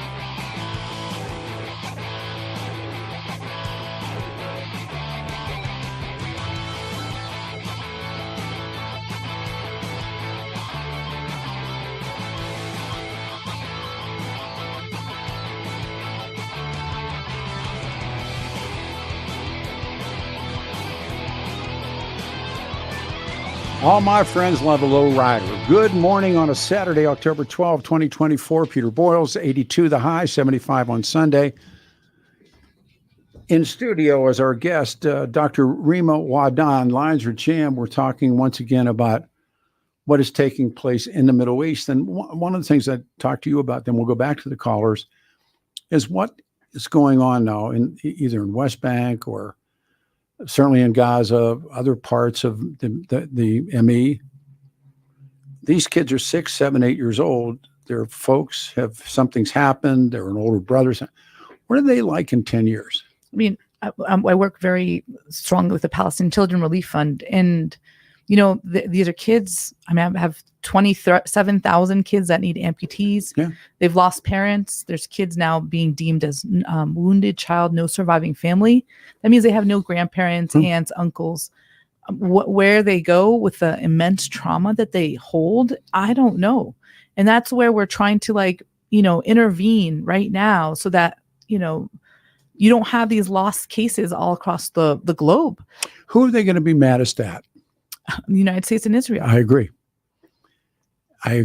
that when in the Bekaa, when you see those camps, and then there's fighters that fly up and down, and it doesn't even go far for them. They see the missiles in front of them, and it says made in the United States. So there's no question in their mind who is arming, supporting, and aiding, abetting the situation. And that's not okay. And so where do we go from there is the real question, and where all of our resources are going to kind of battle their mental health, their trauma-induced recovery. And it's interesting reading them. I read Al Jazeera, and they know where the weapons come from. Yeah, the list is already public. It's not even a question. And so, our economic growth, it's honestly listed that our economic growth is because of Palestinian blood. This is Bob. Bob, you're on the radio show. Thank you, and good morning. Morning, Pete. Morning, Doctor. Morning. I just have a pretty simple comment there. I mean, you made one kind of a good point there, Pete, that kind of hit the nail on the head. You said you could make a case for either side there, and I think it's probably a pretty simple case on just one side. Israel did not attack. So I think the case is on their side completely there, and I think when you look back at Churchill and whatnot, you can try and appease, but that doesn't protect your country. It doesn't protect your people, and it doesn't protect future generations. So I think the case is pretty simple, and I don't disagree with the doctor and her humanitarian efforts. I applaud her for that, but I think Israel is in the right on what they're doing. That's my only comment on that. It's a unbelievably complex question that is never seems to be attempted to be answered by war every couple of years, every 7 years, or every depending on which historian you read, but it always goes back to the same place. It isn't as though there's no excuse for October 7. I'm not trying, this is the trigger for this one. And this is the big one. This is one, well, you can, all the different wars in the past, but the Egyptians have principally been involved in those wars. And these are protracted wars. This isn't armies versus armies. These are protracted guerrilla wars in the third world that are almost impossible to win. I don't know. Your point's so well taken, Bob.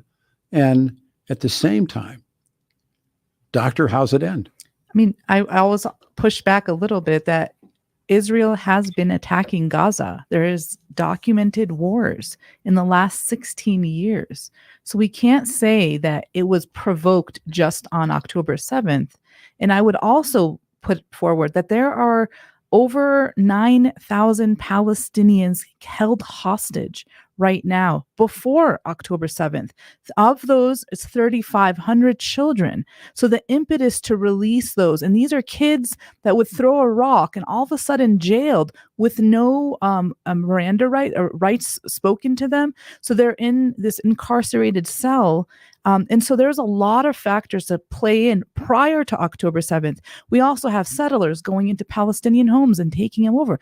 As a United States and American, if someone came into my home and just took it because I went to the grocery store, those are those things that happen over and over and over again. And we say cities have been taken. I will even tell you, one American journalist, Shireen Abu Akleh, she's a journalist for Al Jazeera, was shot in the head.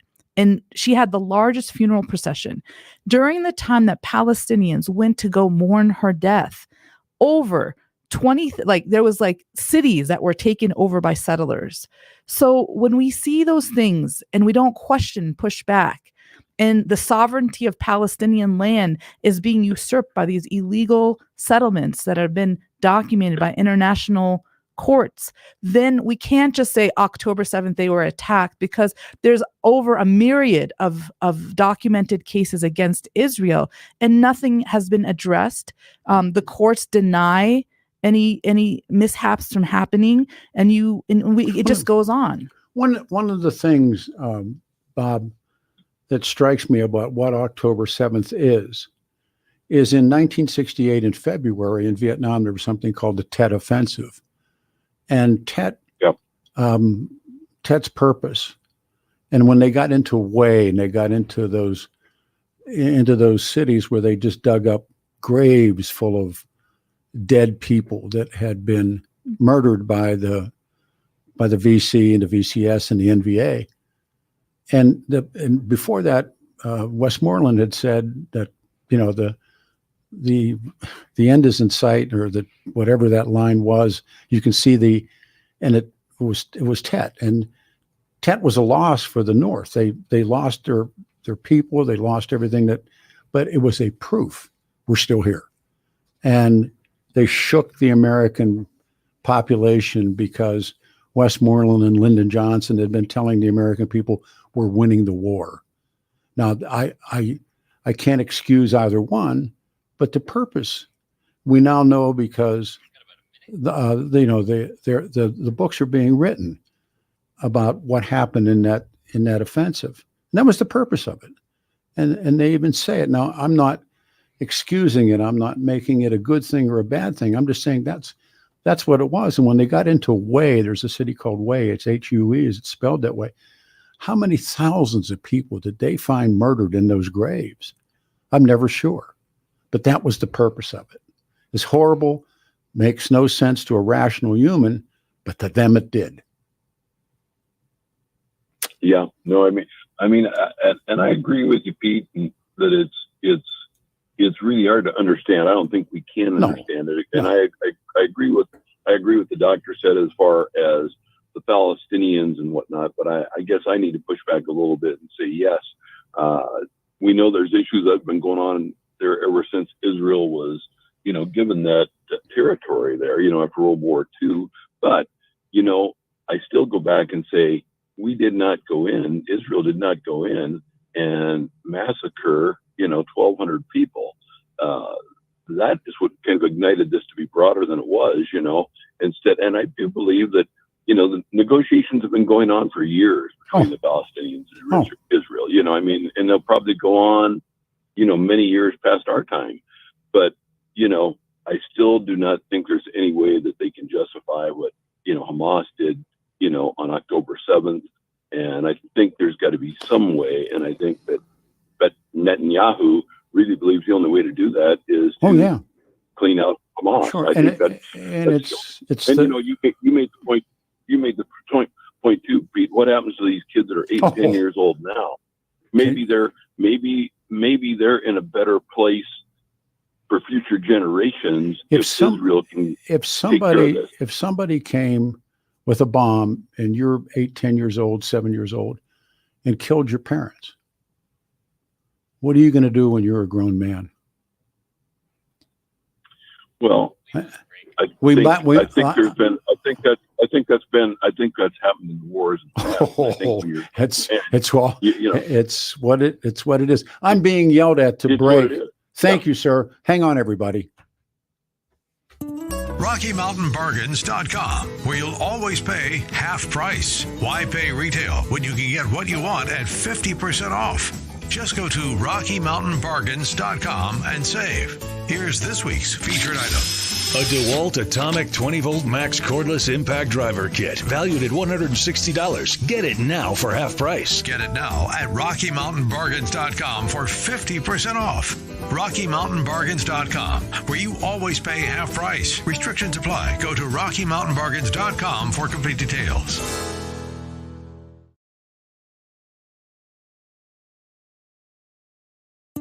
RockyMountainBargains.com, where you'll always pay half price. Why pay retail when you can get what you want at 50% off?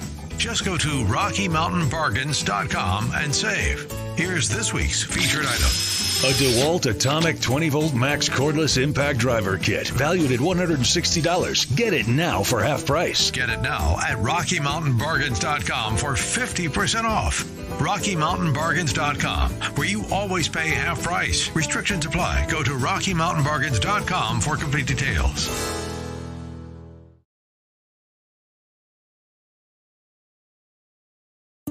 RockyMountainBargains.com, where you'll always pay half price. Why pay retail when you can get what you want at 50% off? Just go to RockyMountainBargains.com and save. Here's this week's featured item. A DeWalt Atomic 20-volt max cordless impact driver kit, valued at $160. Get it now for half price. Get it now at RockyMountainBargains.com for 50% off. RockyMountainBargains.com, where you always pay half price. Restrictions apply. Go to RockyMountainBargains.com for complete details.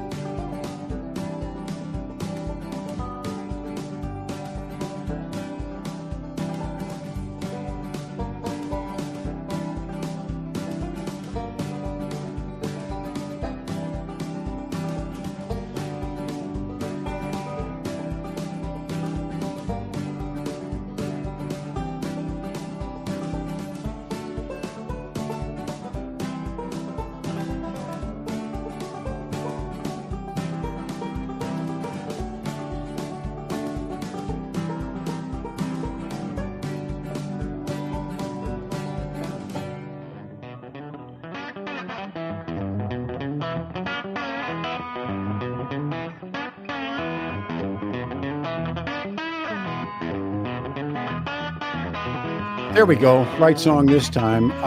Morning, everyone. What we're going to do is ask our guest to spend the next half an hour. So she'll come into the next hour and spend a half an hour with us, and then we'll go back into open lines. A lot of the focus on the first part of the show was on Donald Trump yesterday in Aurora. We'll go back to that. In the meantime, we are talking about, again, the Israeli-Palestinian conflict that has now spread into Lebanon. And again, folks on the phone, stay there. I'll get your calls on the other side. And in studio is Dr. Reema Wahdan. What I think I try and get my arms around, and I can't, is the continuation of war. That there's a historian, Jeffrey Perrott, who once said, this is a country made by war. And makes a pretty solid case. Why is the United States of America back in a war in the Middle East? I feel like we can't detach. Yeah, I don't know what it is about, like Afghanistan, Iraq, Persian Gulf, Venezuela. We can go all around the world of our colonial expansion. Why is I think they think that we know how to do it, and we do it. They believe that it's done well when it's not. We are actually causing chaos all across the world. Without diplomacy, this whole war machine is really causing, chaos across the world. We don't see other nations do this as much as we do. And so our economy is embedded with it. Our people are losing lives, families who send their loved ones to go fight in these hypothetical or whatever that you want to call these wars. This is not okay. And we got to get back to a centered form of diplomacy where we can actually engage in being that leader, because what we're showing here to the world is lack of leadership, lack of ability to be that peaceful promoter, because we sound like hypocrites. Is there an American president that you look at? I mean, we talked about Jimmy Carter. Everybody loves to beat up on Jimmy Carter, but in some ways Carter saw it. He saw it, and he did missteps too. Sure.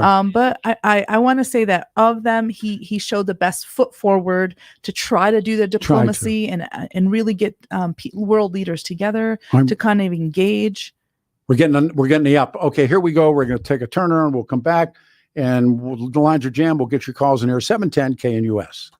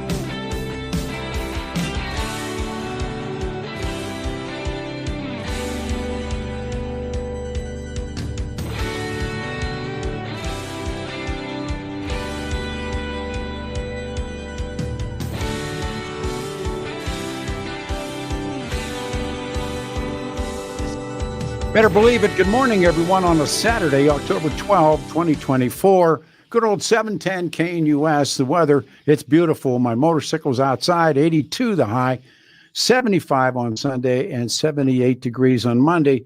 Our guest is in studio, and she's Palestinian, Dr. Reema Wahdan. We were going to do an hour, and now we have jam lines, and I thought, well, an extra half an hour, and then we'll switch back into what we were talking about. And that, of course, was Donald Trump in Aurora yesterday. We're sitting here talking, and we'll go to the phones, I promise. We're talking about Joe Biden. Yeah. And you haven't, me and you see Joe pretty much alike. If you would, Joe Biden. I mean, he has been a disgraced leader, and his leadership is specifically in this war and the genocide has been very displeasing.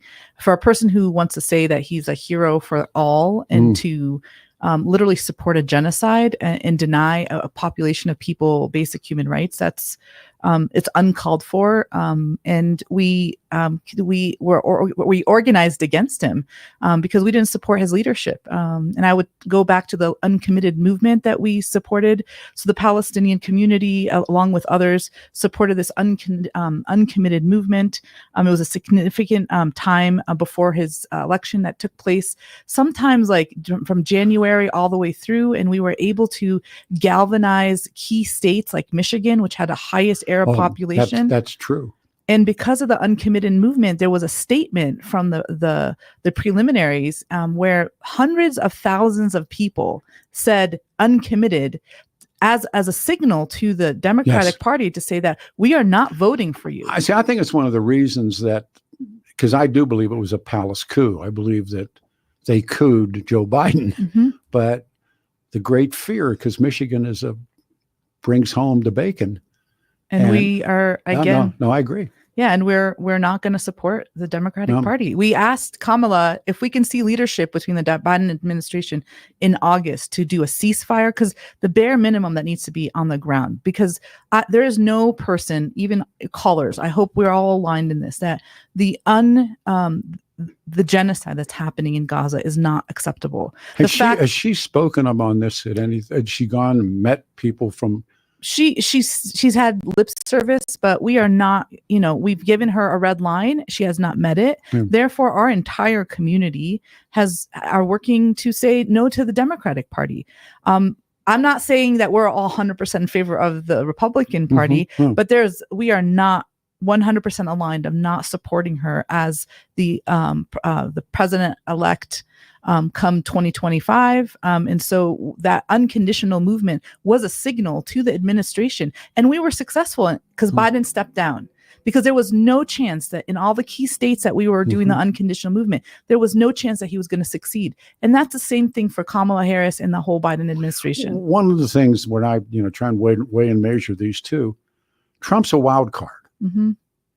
He makes claims that he can end Ukraine, and we found out last week about him sending the COVID tests to Putin and all that kind of stuff. Those are things that are, look, everybody got upset about him saying it, but I thought, well, that's smart. I mean, a dozen COVID tests when they were said, well, no one could get them in the country, and he sent them to Putin. I thought that was smart. In terms of what's taking place in Gaza, I don't know, but he certainly is that wild card. Or at least personally, I believe that the continuation, Harris will continue Biden because they're who they are. Trump, what do you think? I'm not an advocate for him, but I would say that the wild card comes in with his approach. If his approach is to center United States interest above a foreign country like Israel, then he would be doing a service for the American population. If he continues on this spiraling out of control cycle and supporting the genocide and supporting more military arms for the state of Israel to continue its just genocide and barragement against Lebanon and Syria and Yemen and you name it, this unconditional, uncontrolled chaos is not okay. And I'm hoping that if he were to be, I'm not promoting him, but that's the only wild card thing. But there's a lot of people in the middle and a lot of people turning to the right. So we're just looking for who is that person, who's that leader that's going to stand up for the prosperity of all and peaceful coexistence for all people in the world. And we're looking in the middle, or if something else comes there, but it's definitely not found in the Democratic Party. One of the things on his side of the ledger, and he said it yesterday in Aurora, was drill, baby, drill. If you get away from one thing you learned about oil multinationals, they'll do business with anybody.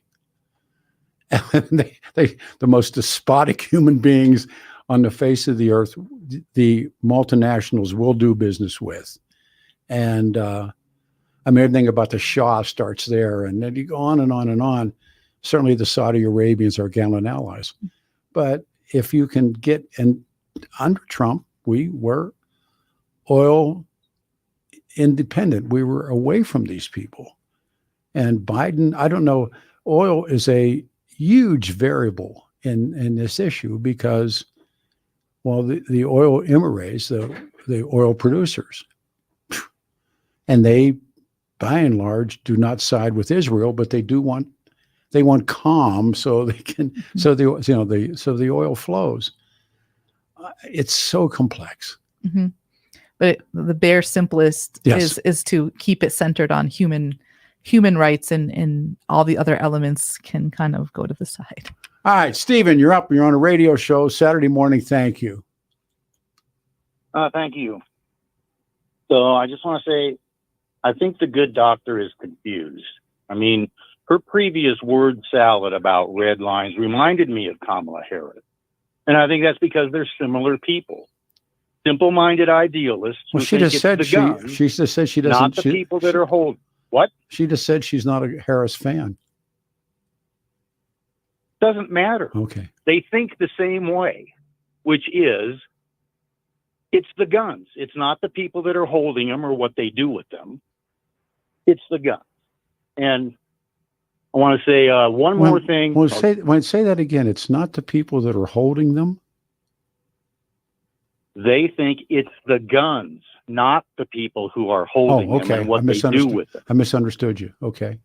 It's the same, the same mentality that the, the anti-gun left has in this. No, I follow. But okay. But regardless, I'm offended by her use of genocide. Believe me, if the Israelis had wanted to conduct a genocide against the Palestinian people, they'd all be dead now.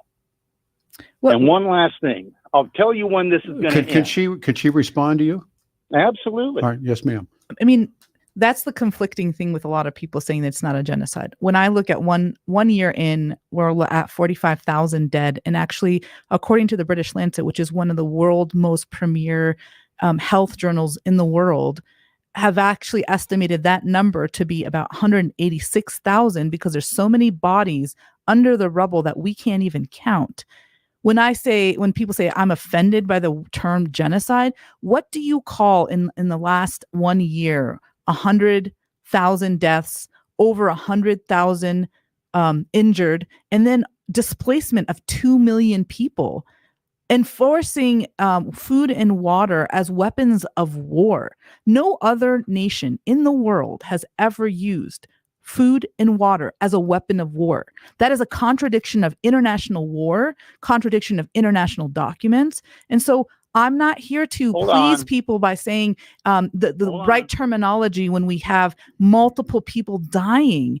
And they're not casualties. These are children that I would put forward, that you cannot be offended by a term because you can call it whatever you feel like. But the fact is, and this is supported by international documents and international criminal tribune, that this is a war crime, period. Go ahead, sir. Okay, are you done now? Well, come on. Peter. He doesn't. Is she right? Is she right that food has never been used as a weapon of war before? Food's always been used as a weapon of war. Of course not. All right. So listen, you don't understand the word genocide. What you're talking about is war. You said it yourself. It's war. It's casualties of war. Genocide is the systematic killing of people without regard to any kind of attack on their part. You are just murdering the murder. Did we? And that's what happened on October 7th. Stephen, that's genocide. Here's a loaded and question. let me tell you how this is going to end, okay? All right.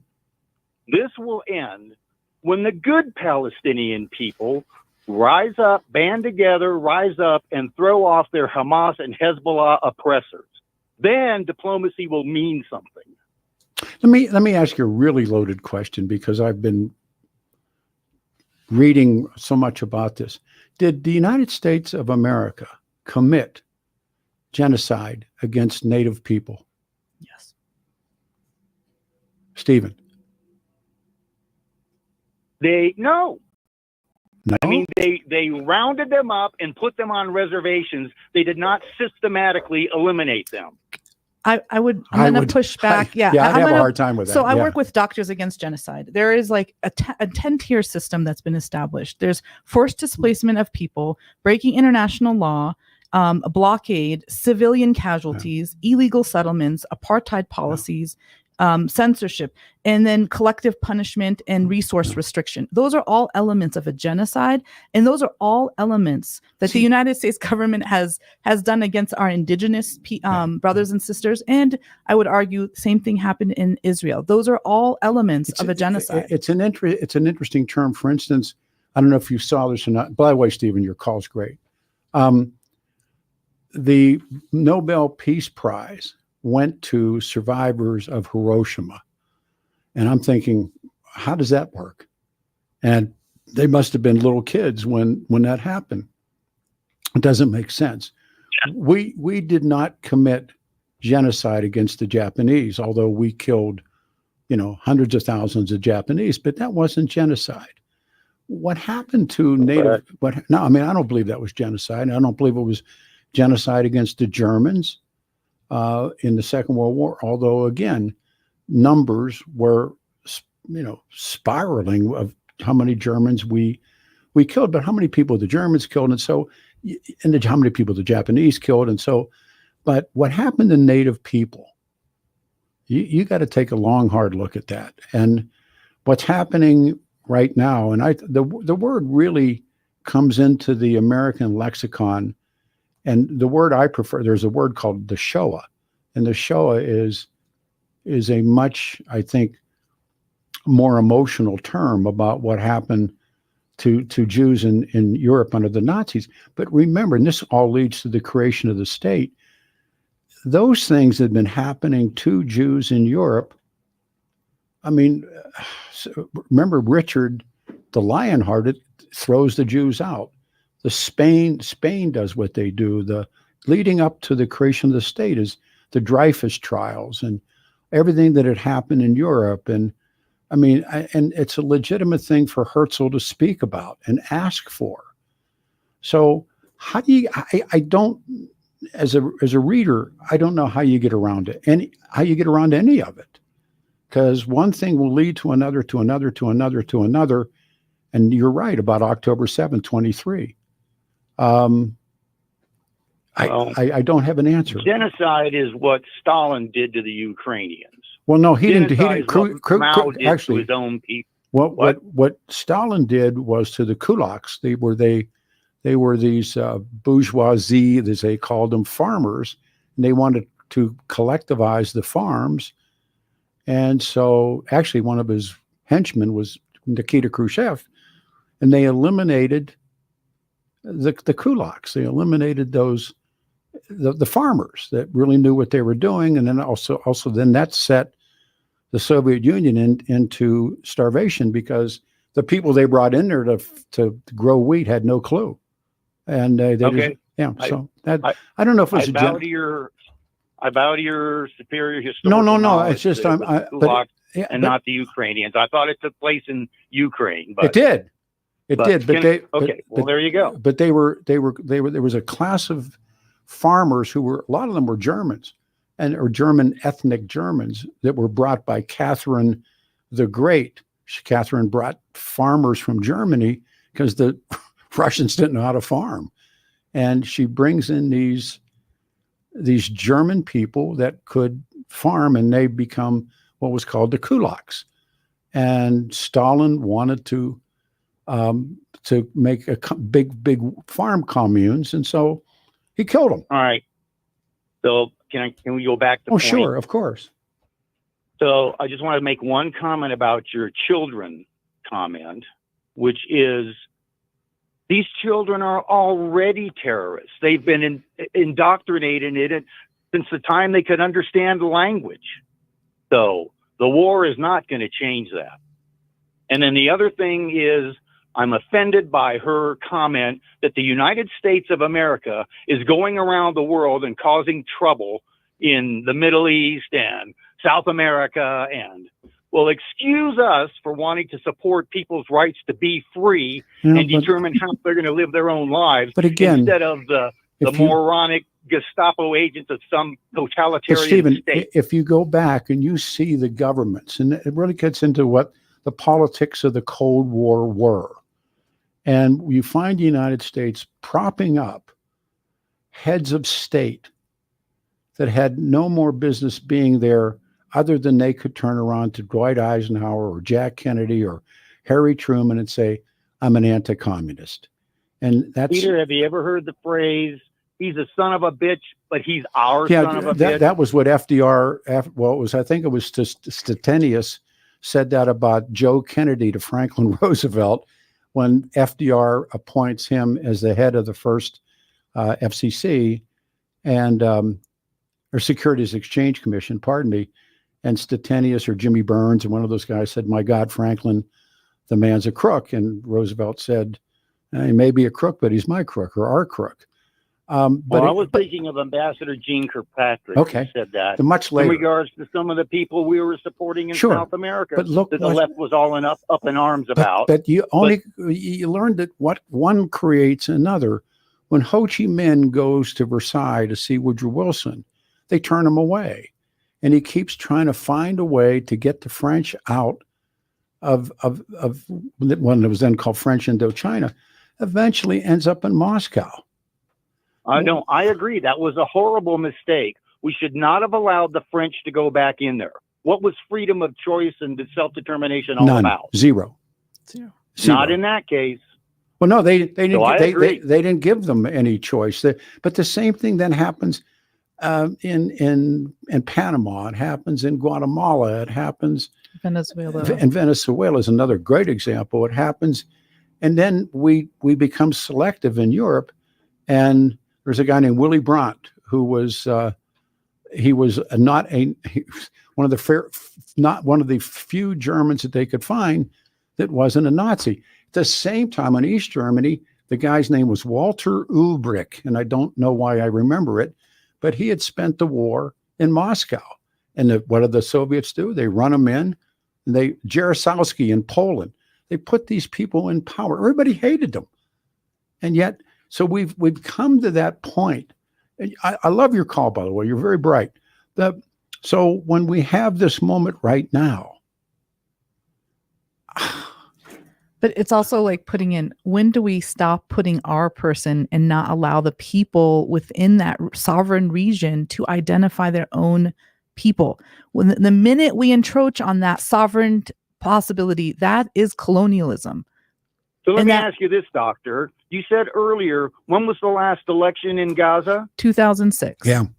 Why? Why because so long ago? Because there was no international support to come into that region, and Israel actually blocked those attempts. So there needs to be international support to conduct an election in Gaza. If an election were the people that run it won't allow. No, Israel wouldn't allow it.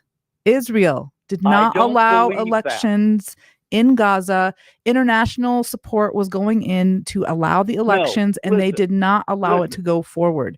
And let's just be honest. They had an election in 2006, didn't they? Didn't you just say they had an election with international support? Actually, Jimmy Carter is the one who supported it. If you remember, you get to vote one time, and once you vote in totalitarians, elections are over. That is Netanyahu. That you just literally supported that same argument because he has been not allowed elections, and actually this war is actually preventing for the next election cycle. So I would love to I agree with like some of those points, except it needs to be, we can't allow these people to run freely without the elections, and it's the Israeli citizens have been pushing for elections.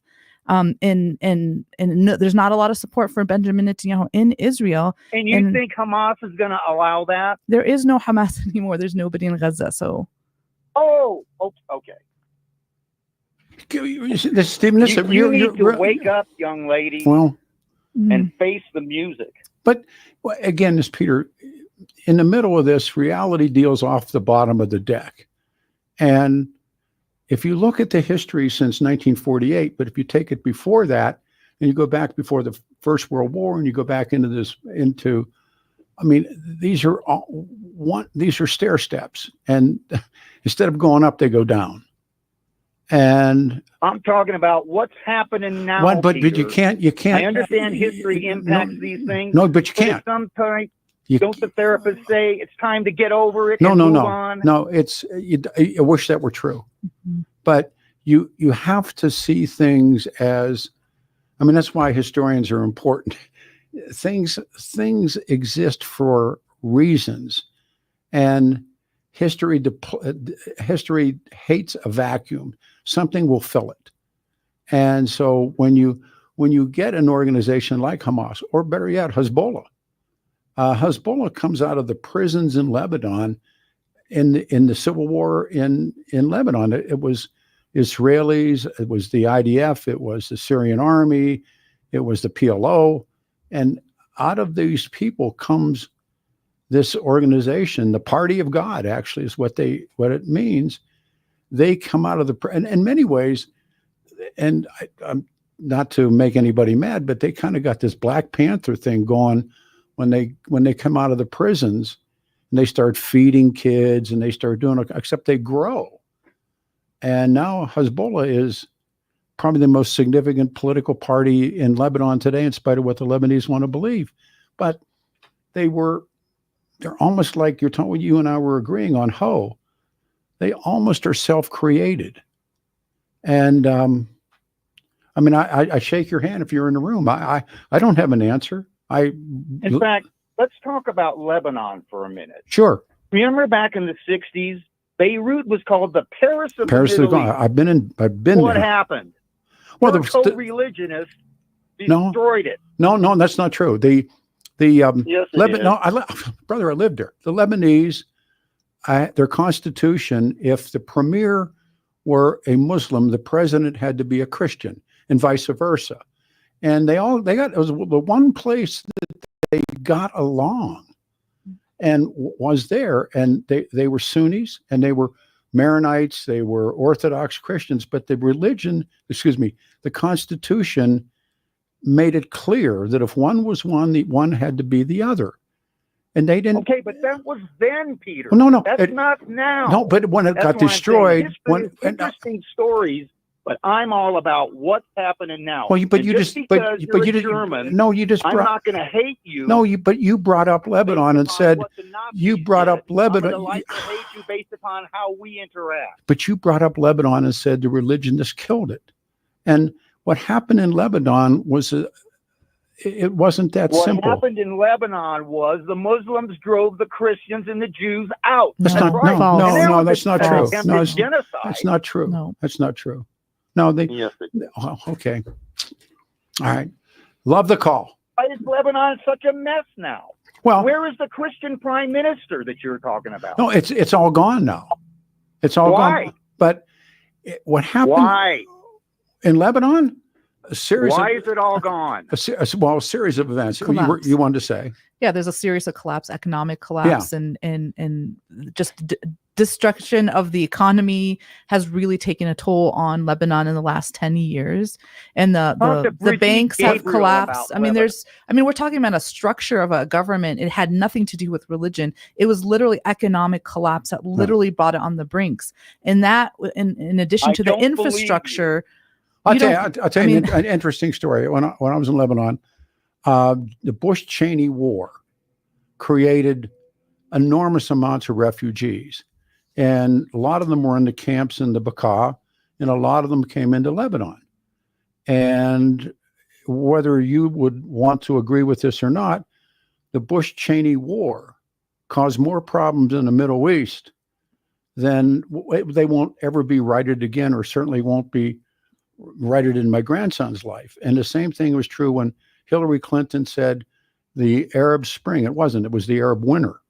And that was the end of so many different things. But when I was there, the refugees were pouring in. And I've told the story before. I meet this guy. And I was with I was with Father Andre and former Ambassador Sam Zackham. And we're in a camp. And this guy comes up to me. And his English is better than yours. Certainly, I'm better than mine. I shouldn't say yours, but better than mine. He had attended City College from New York. He was a pharmacist, and he had a pharmacy in Baghdad. Spoke English. He was a Maronite Christian. And he said, we were fine under Saddam. He said, Saddam never bothered me. I never bothered Saddam. He said, Saddam was killing as many of those jihadis as he could. He hated them and he killed them. He said, then you came. He meant me. He said, then you came. He said, and you bombed Beirut. He said, you bombed Baghdad, and then you occupied Baghdad, and you closed my pharmacy. He said, and then along comes all of these murderous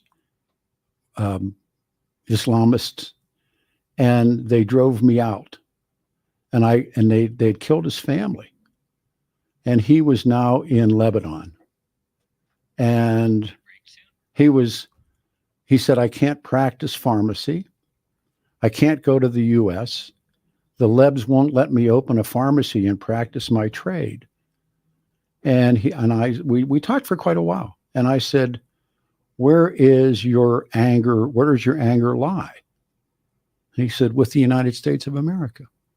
He said, Saddam had nothing to do with 9/11. He said, he said, Saddam was the buffer to the mullahs. And so here's this moment. And I've told so many people, wish you were standing next to me. The guy's in tears. What do you do with that guy? He's angry. I don't know. But that's a true story. So I believe you. Oh, listen. You're right. Listen. Saddam was not the biggest problem we had there. No. In fact, he was a counter to Iran. Yes, he was. Which I kind of liked. Very much so. We picked targets when the War of the Cities, Saddam Hussein versus the Ayatollahs. We were picking targets for Saddam. We were telling Saddam where to strike. We were selling and giving military hardware to Saddam to fight the mullahs. The mullahs know that. Right. Final question to you, and then we got a break. When John Kerry walked in the room to talk to the mullahs about money and armaments, do you think they had him at hello? You asking me? Yes. Any left-wing globalist, one-world communist has John Kerry from the first word. The first second when he said hello, they had him. Exactly. Take care of yourself. Take care. All right. What would you like to say as we wrap up the segment? Oh, I think this year has been challenging for our community. Locally, we've lost over 427 family members. I just ask, hopefully, that your listeners understand that, the dehumanization of the Palestinian people is really gone far enough, and that people can recognize that the death of 45,000 and over 100,000 injured. I mean, we were working tirelessly to get Palestinian children into the United States healthcare system, to get them the amputees that they need and the support that they need. I would encourage them to go to Palestinian Children Relief Fund to get more information, and also the Colorado Palestine Coalition. What's interesting to me, and has nothing to do with this, that this is the only place you get to talk. Yeah, everything else has been blocked. We've been silenced. Actually, we've been targeted. Me and Abdullah, you've had both of us on here. We've been targeted. What happened to DU? What happened to DU? I mean, DU, any space that we go into, they will deny us access. What happened at East High School? At East High School and at DU, there was conferences, there was workshops. This is to bring community together, Jewish, Christian, Muslim, it doesn't matter, to all celebrate, not celebrate, but to come together to talk about the issues and really bring a next step of forward thinking lens. And DU denied us. They told us that we had to have $15,000 for a security to have an event that I had last year that only charged $1,500. So all these little aspects of have you approached the local television outlets? We will. It's just not acceptable the way they target and silence Palestinian voices. We had Gaza survivors that were talking about their own experience. The fact that they were denied from the University of Denver and also denied from East High School to have these conferences is not acceptable. And also targeting Palestinian activists, targeting us for, being vocal and speaking up. I mean, I'm speaking up not on behalf of any organization. I'm speaking up as myself, but also as a Palestinian who I'm unapologetic, but really trying to look forward to a peaceful prosperity for me and all Palestinians and Israelis alike. That's the message. And to continually silence our voices is not acceptable, because you're ruining the vision for, that diplomacy that needs to take forward. Take care of yourself. Thank you. All right. We take a turnaround and come back, open lines until 1 o'clock. I'm Peter Boyles, 710 KNUS.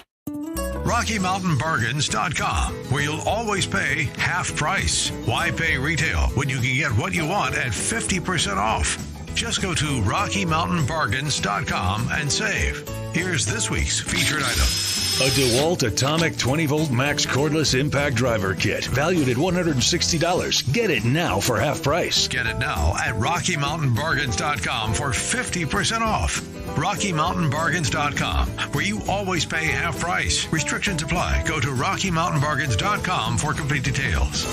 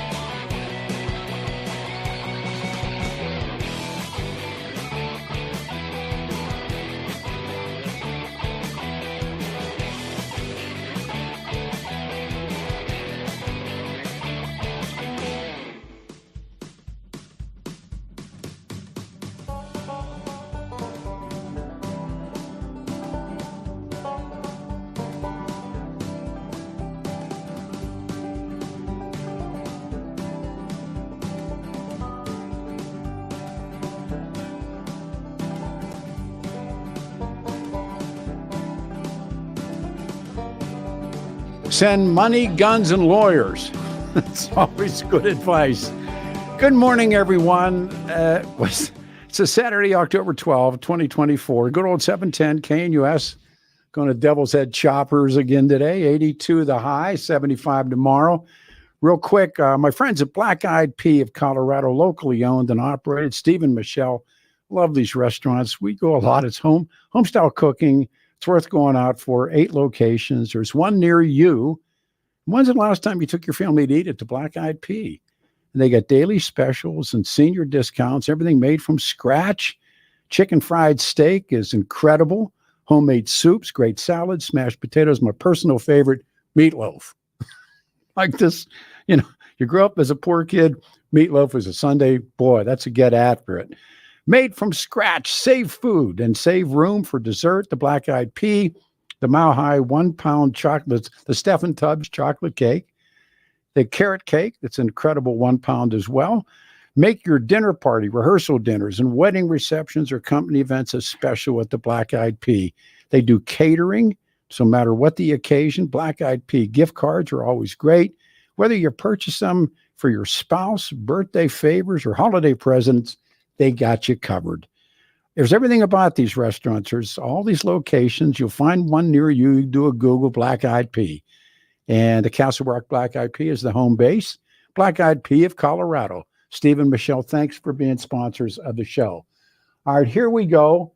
We go to Jack. Jack, you're on the radio show. Lines are full, and good morning. Yeah, good morning, Cranston. My boy. Yeah, I'm listening to most of your show. I didn't get all of it. But anyway, I'm out here in the yard working on some fencing, and I got bird dogs out here. So go away, dog. But anyway, I heard something on the radio the other day, and I know you have the means to fact check something. And I think right now, if it's true, it needs to be fact checked. And I don't know what station it was on. But I heard somebody say that the VP pick for Harris, I don't even know his name, but they said that he had made 30 trips to China. And on some of those trips, when he returned, he tried to spread, the Chinese philosophy and all that. He tried to promote it. Now, if that's true, we need to know that, because there's a lot of people that think Harris is a communist. And if she picked him, of all people, to be VP, is he that heavily connected with the Chinese? And if that's the case, we need to know that. Jack, it's the first time I heard it. It doesn't mean it isn't true. It's the first time I heard it. But I have no way to verify it. You do. Sure, lay it on me.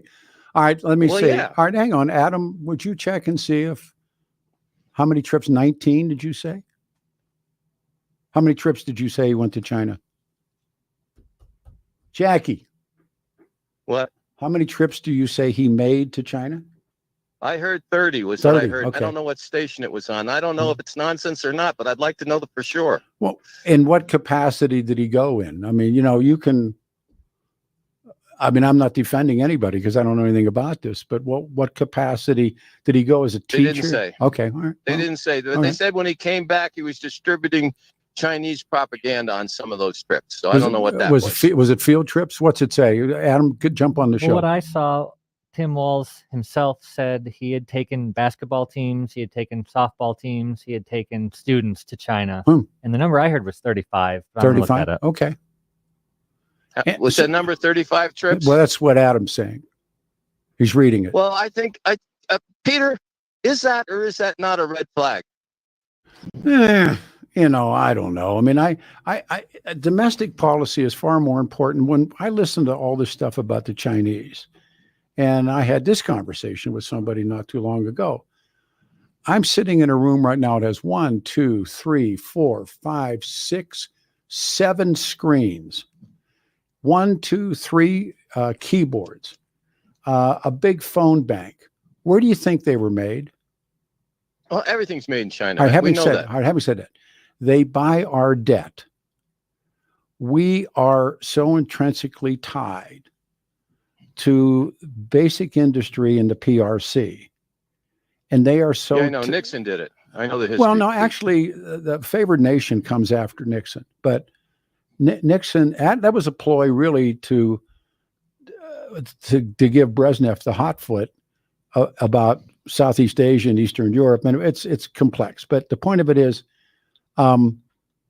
what's in it for the Chinese to attack us when we are the breadbasket in many ways for the PRC and vice versa? What do you think would happen to all these electronics firms that sell all of this stuff that's made in the PRC? Well, if you want to talk about that and them starving to death, which is the only way they get overthrown in these communist countries is when they starve. Even then. Okay, but Yeah. if you want to get to that, you got to go to the Hammer family that provided all the Arm and Hammer. all the fertilizer so that they could grow the wheat so that they wouldn't have starvation, so they wouldn't be overthrown, and that's what kept the CRP going. Pete. No, Arm and Hammer, who that was his first name. His father started it. They were oil, and but that's what the fertilizer is what they produced at that time. No, it wasn't petroleum. Well, but that's what made the fertilizer. But they went Arm and Hammer, and they got a lot of art out of it. They, believe it or not, a lot of the Tsar's art and a lot of the art of the aristocrats. They got all the Fabergé eggs, and not only did they get all the hanging art, they got the Fabergé eggs, and then they brought them to New York to the Hammer Gallery, and then they hired a bunch of people to bootleg them and copy them, and they sold them as originals. I know the whole history of it, Pete. And well, good, but at the same time, Henry Ford selling trucks to the Nazis. I don't know what to tell you. All right.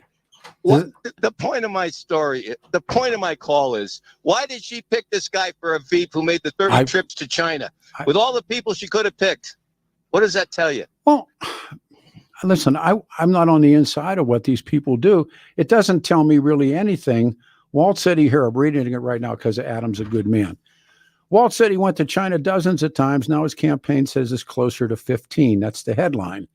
Vice President Kamala Harris, running mate, Tim Walz, traveled to China much less than he initially highlighted in congressional hearings. Remember, he called himself a knucklehead during that debate.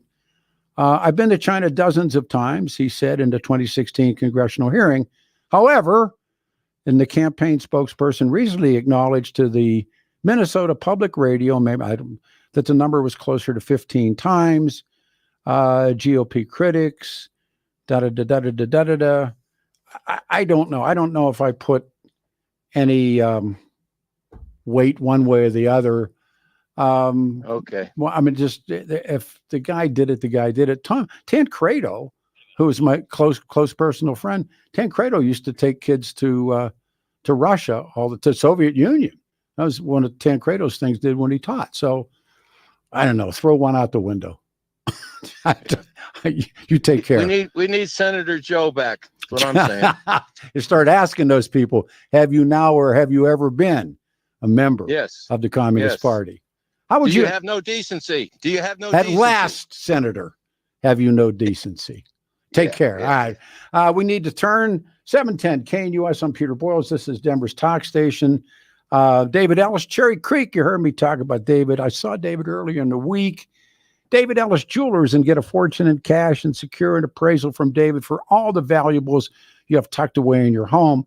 And it's still true. Let me share some reasons to see David, and just in case you don't have a Rolex, you don't have rare coins, you don't have a silver tea set, go see David for all your most meaningful gift-giving occasions. David Ellis Jewelers, the right item for just the right price, special people that mean the most. Antique watches and emerald pendants and gold necklaces and diamond rings, and the gift-giving season is just not that far away. It's all there. Trusted jeweler has been buying precious metals and antiques in Colorado for decades. Dazzling cases filled with hundreds of new and used pieces your loved ones will treasure. Visit David Ellis Jewelers and see for yourself. Look for the black awning on the corner of 3rd and Clayton and Cherry Creek. They're there right now. Family and friends, explore davidellisjewelry.com or call my friend David Ellis at 303-322-8779 and tell him I sent you. But again, gift-giving season is not that far away. David Ellis Jewelers, see for yourself. The black awning on the corner, 3rd and Clayton and Cherry Creek, 6 days a week. David Ellis Jewelers. RockyMountainBargains.com, where you'll always pay half price. Why pay retail when you can get what you want at 50% off? Just go to RockyMountainBargains.com and save. Here's this week's featured item. A DeWalt Atomic 20-volt max cordless impact driver kit, valued at $160. Get it now for half price. Get it now at RockyMountainBargains.com for 50% off. RockyMountainBargains.com, where you always pay half price. Restrictions apply. Go to RockyMountainBargains.com for complete details.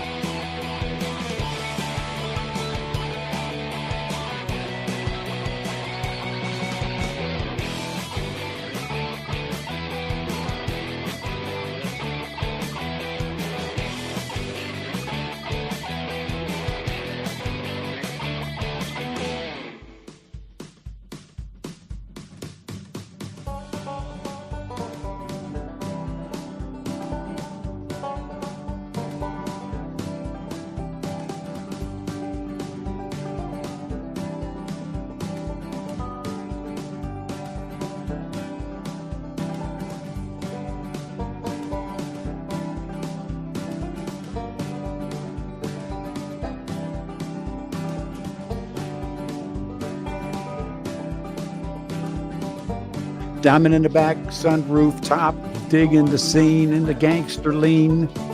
An all-time great song. Good pick. 710 KNUS, the morning show on a Saturday, October 12th, 2024. I will say good afternoon here in the next hour.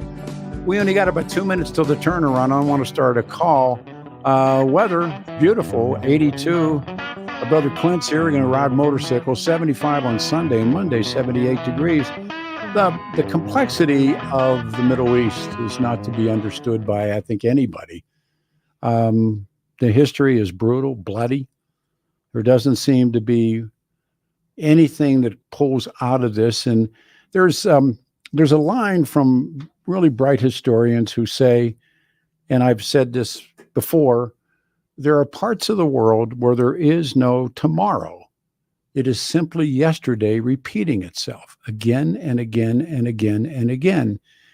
And now it's full scale again. And how to get out of it or how to disengage and not be part of it, I don't know what that would be.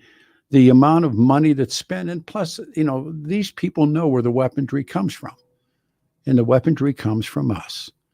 And the same thing is true in the Ukraine when they were firing white phosphorus at the Russian army.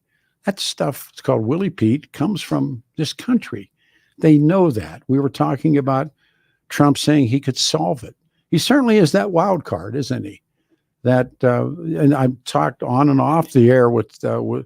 Wahdan, and they're not fans of Joe Biden. They are not fans of Vice President Harris. They think if the election goes that way, they will continue what they have to do. So want to talk about Donald Trump, Operation Aurora. He was in town yesterday, and the conflict that begins again. Plenty of people that are in our audience this morning were there. I thought the radio station did a great job yesterday. Everybody was all hands on deck. Everybody was working. And then again, we'll talk about what's going to happen next. We got an hour straight ahead of Good Talk Radio. I know if I start a call, we have to interrupt it and let it go. Why don't we do this? Can we get out of here now? Can we pull the pin? All right. Do the quick turnaround, and we will come back in final hour of open lines in the afternoon. Thank you, everybody. It's Saturday, October 12th. Right back with your calls. Lines are full after this.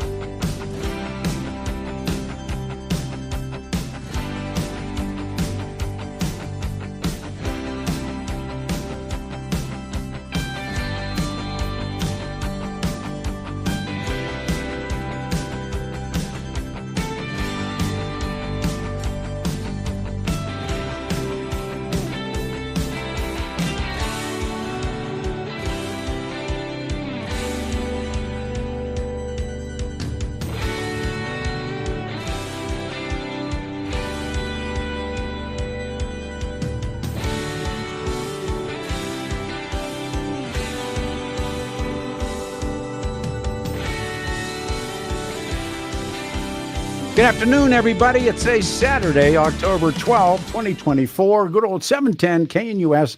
I'm Peter Boyles, on the air everywhere. Phone number is 303-696-1971. We have been jammed line since 9 o'clock this morning. And it's been a really good morning for open lines. I love conversations that we have on Saturday morning. Seems to be two topics. One is the arrival of the president yesterday in what's called Operation Aurora, the name apparently given to local law enforcement efforts in San Antonio, Texas, about rounding up. And it's aimed at what's taking place here. And Donald was here on Friday and he vowed to implement the programs at the federal level, saying that he would invoke the Alien Enemies Act. It's a 1798 law that allows the president to deport any, and he said they say any non-citizens who are in our country illegally, and the U.S. will do it. It is really interesting. If you know we were talking about Jimmy Carter earlier. Jimmy Carter threw Iranians out of this country. People talk about, the Democrats this, the Democrats that. Jimmy Carter he froze their funds that were here. That's what happened with the mullahs and John Kerry, where that money got released. So the General Dynamics people, the Boeing people, made that money. The money never really left the country, but the arms and the weaponry, it did leave the country. So long story short, it was Jimmy Carter. He threw those men out, threw men and women out, and froze the money. The other one is, of course, the Middle East and the Israelis and what's taking place there. So it's all open line stuff. We'll start with Mike. Lines are jammed. It's catch as catch can. Good afternoon, Mike. You're on the show. Hi, Peter. I really enjoy your show. You're kind. I had a experience this week, which is kind of an oxymoron. I heard a Christian evangelist who actually was Iranian. He grew up in Iran, and he was all of his life he shared that he was indoctrinated and taught that the Jewish people were to be eradicated off of the face of the earth, and that his reward in the afterlife would depend on how faithful he was to that. And yet he had a friend, a fellow Iranian, who had become a Christian believer and shared with him his faith. And he said how dangerous that was for his friend, because he said, I could have killed him, because that's what someone who defects from Islam is really worthy of. There's a word. There's a word for those people. I forget it, but there's a term for them. Yeah, but anyway, what he was sharing is that it's not really an issue between Palestine or Lebanon or Iran or Yemen. It's a matter of ideology, an ideology that unfortunately can never find a common ground. The Quran actually says that God, who is considered Allah in the Islamic faith, says God has no son.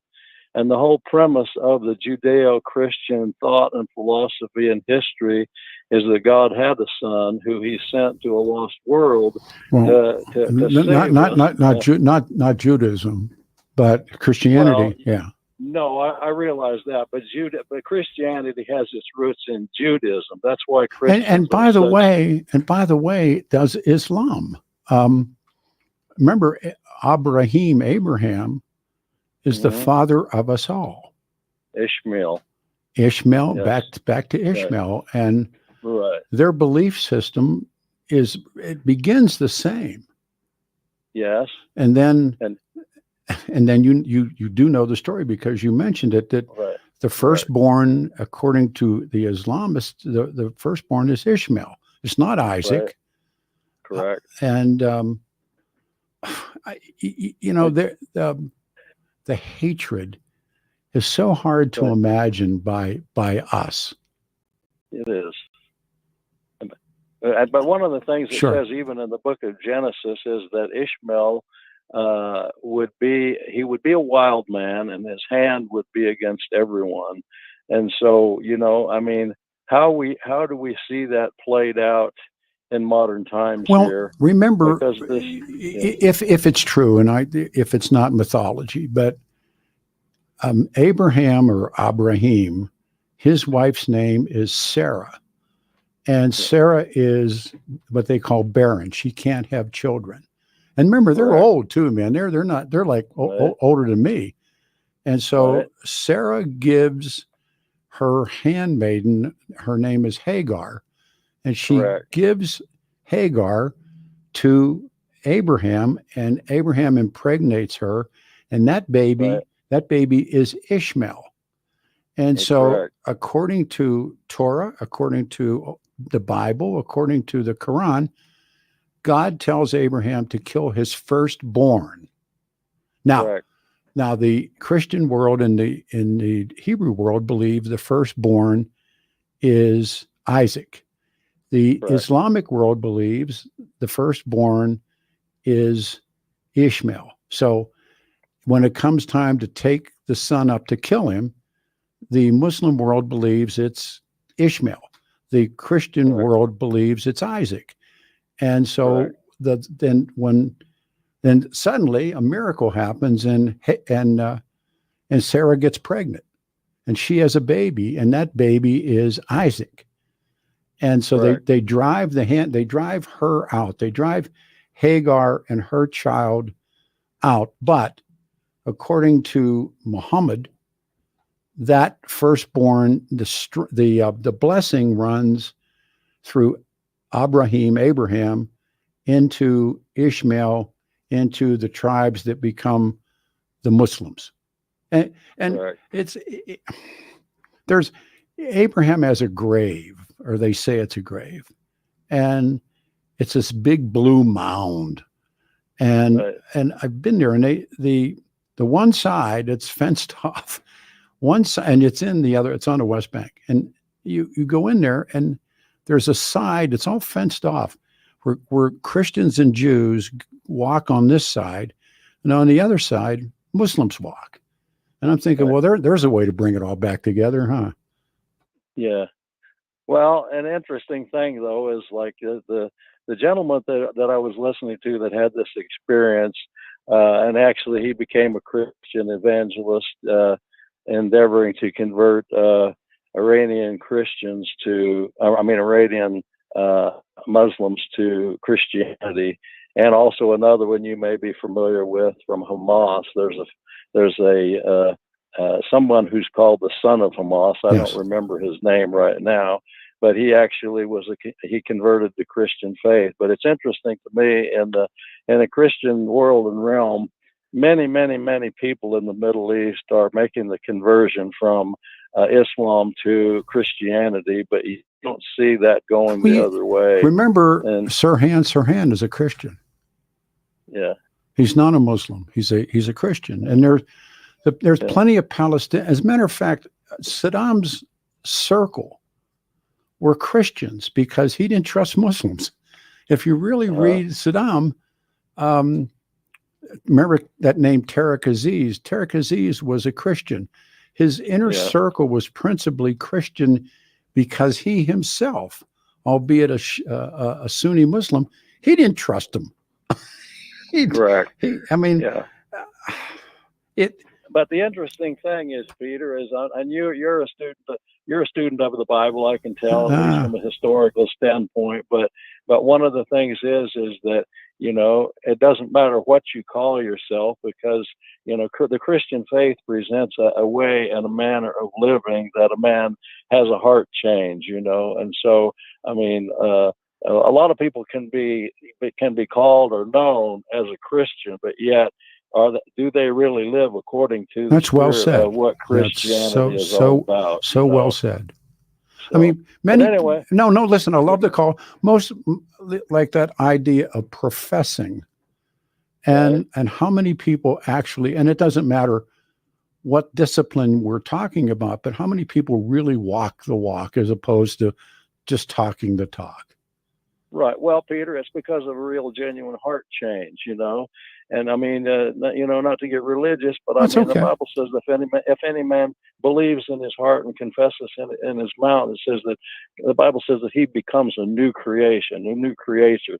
And that's the reason why people like I'm talking about, this evangelist or the son of Hamas, they experience something like that that's a life-altering thing that makes their eyes to be open to what do you do? History is really all about. Mike, I know people in this country that were raised Catholic and become Protestant, or better yet, raised Protestant and become become Buddhist, or become practicers of Islam. I mean, I know them, and it comes back to that life change experience. I mean, it's kind of like stepping out of darkness into light. It's a revelation to become a real, genuine, born again Christian believer. I agree. That's different than just having the name, of being a Christian. Well, they'll tell you.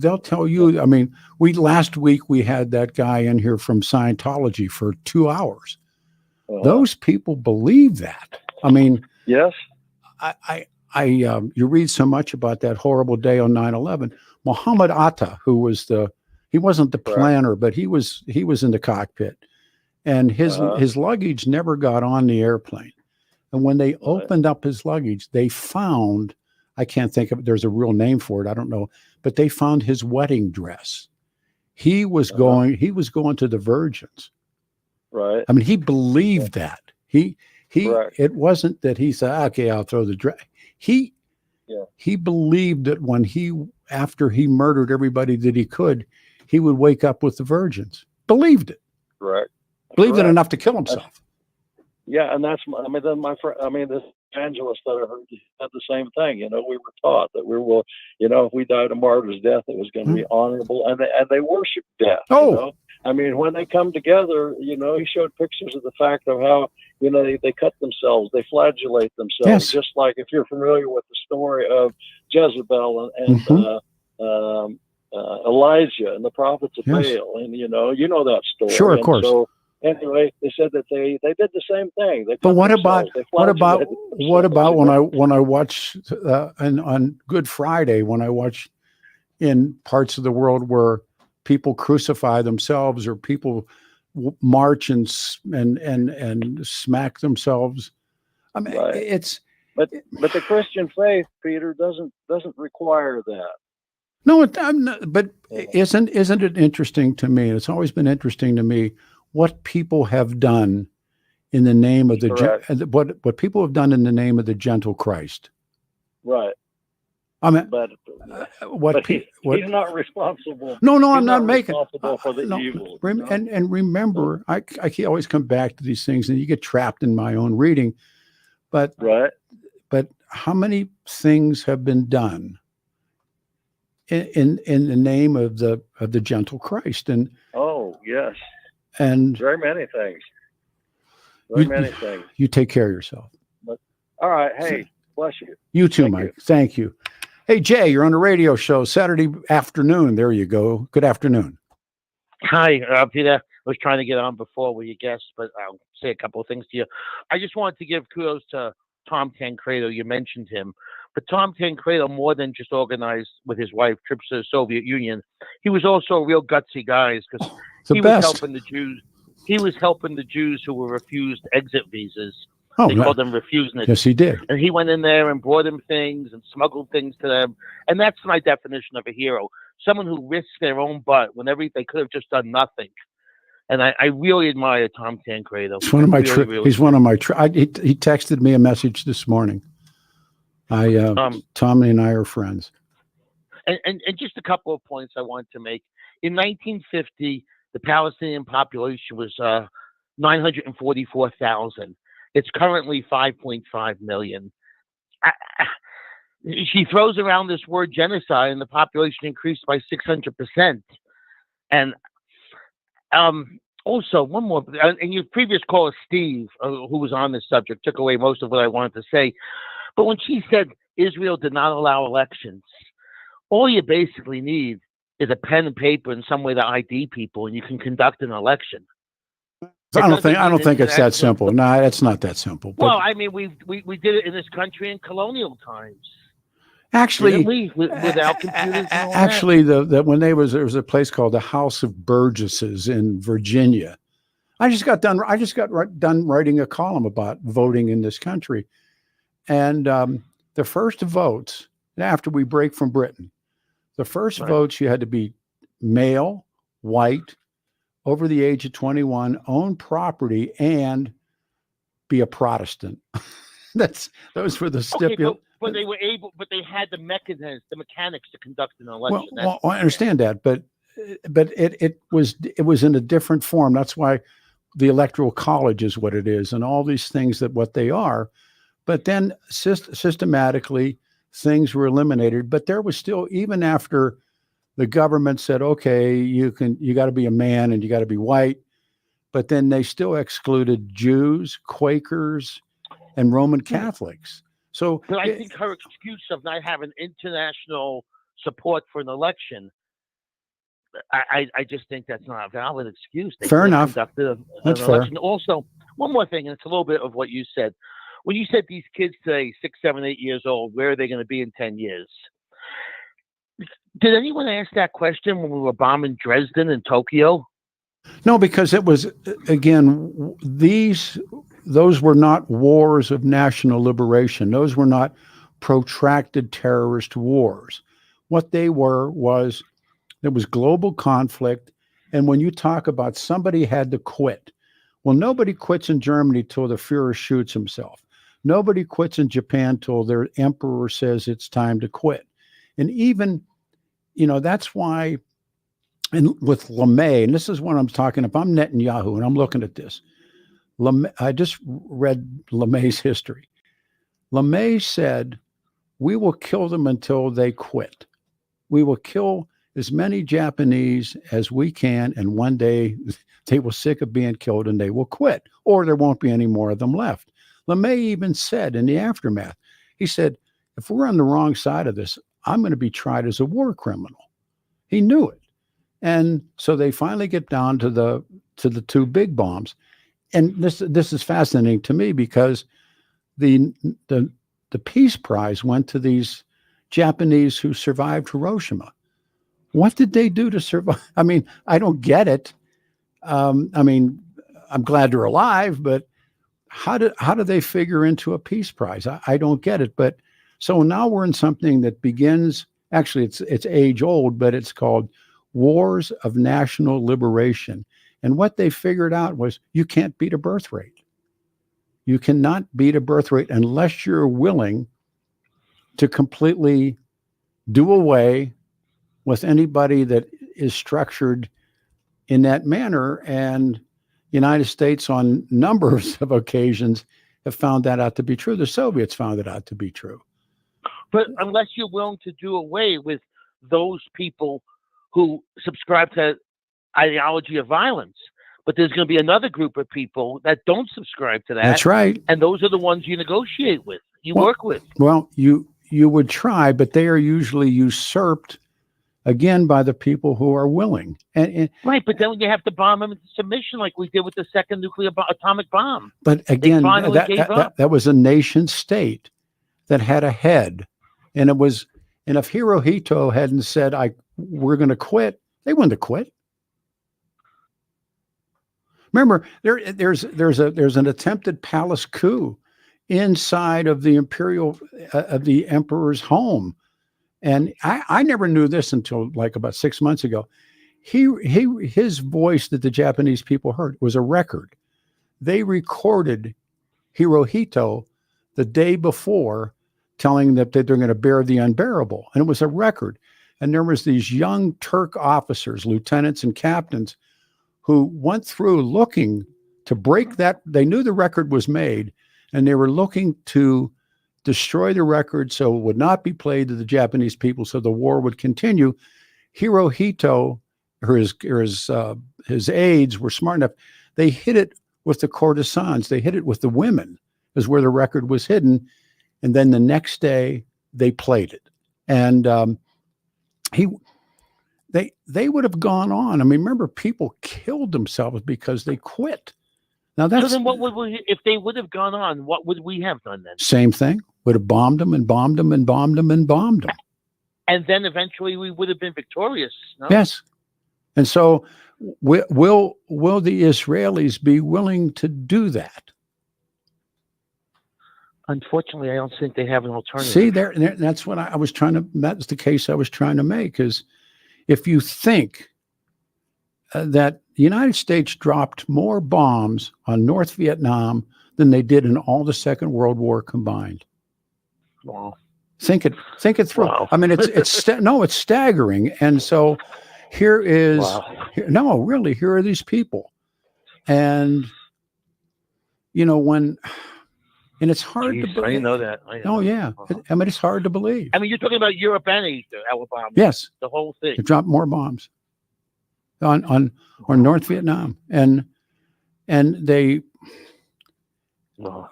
because the will, and they were not going to invade. Remember, they were not going to go north of the DMZ. And they're just, I mean, they get it. The United States gets into these things. And the last, you had a, I mean, it's really like everyday talk radio they attack FDR and they don't know the rear ends from third base. But FDR is like the greatest war leader this country's had since Abraham Lincoln. And what makes Roosevelt so brilliant is he turns the war over to his military. He turns it over to George Marshall. He turns it over to Nimitz and Bull Halsey, and he turns it over to these people that knew how to run a war. And also, there was not much compassion. We were going to win the war. Pete, let me just clarify. You're telling me, with all the bombs we dropped in Europe, yes, and all the bombs we dropped in Japan, yes, or Asia, that I was young, very young during the war, just a kid. You're telling me we dropped more bombs in North Vietnam, more ordnance? Not numbers, but impact in terms of the weaponry. There was more power dropped than. Do we hit the wrong targets? Was that the problem? Or? No, they were. Where do you bomb in the third world? Well, did we bomb Hanoi?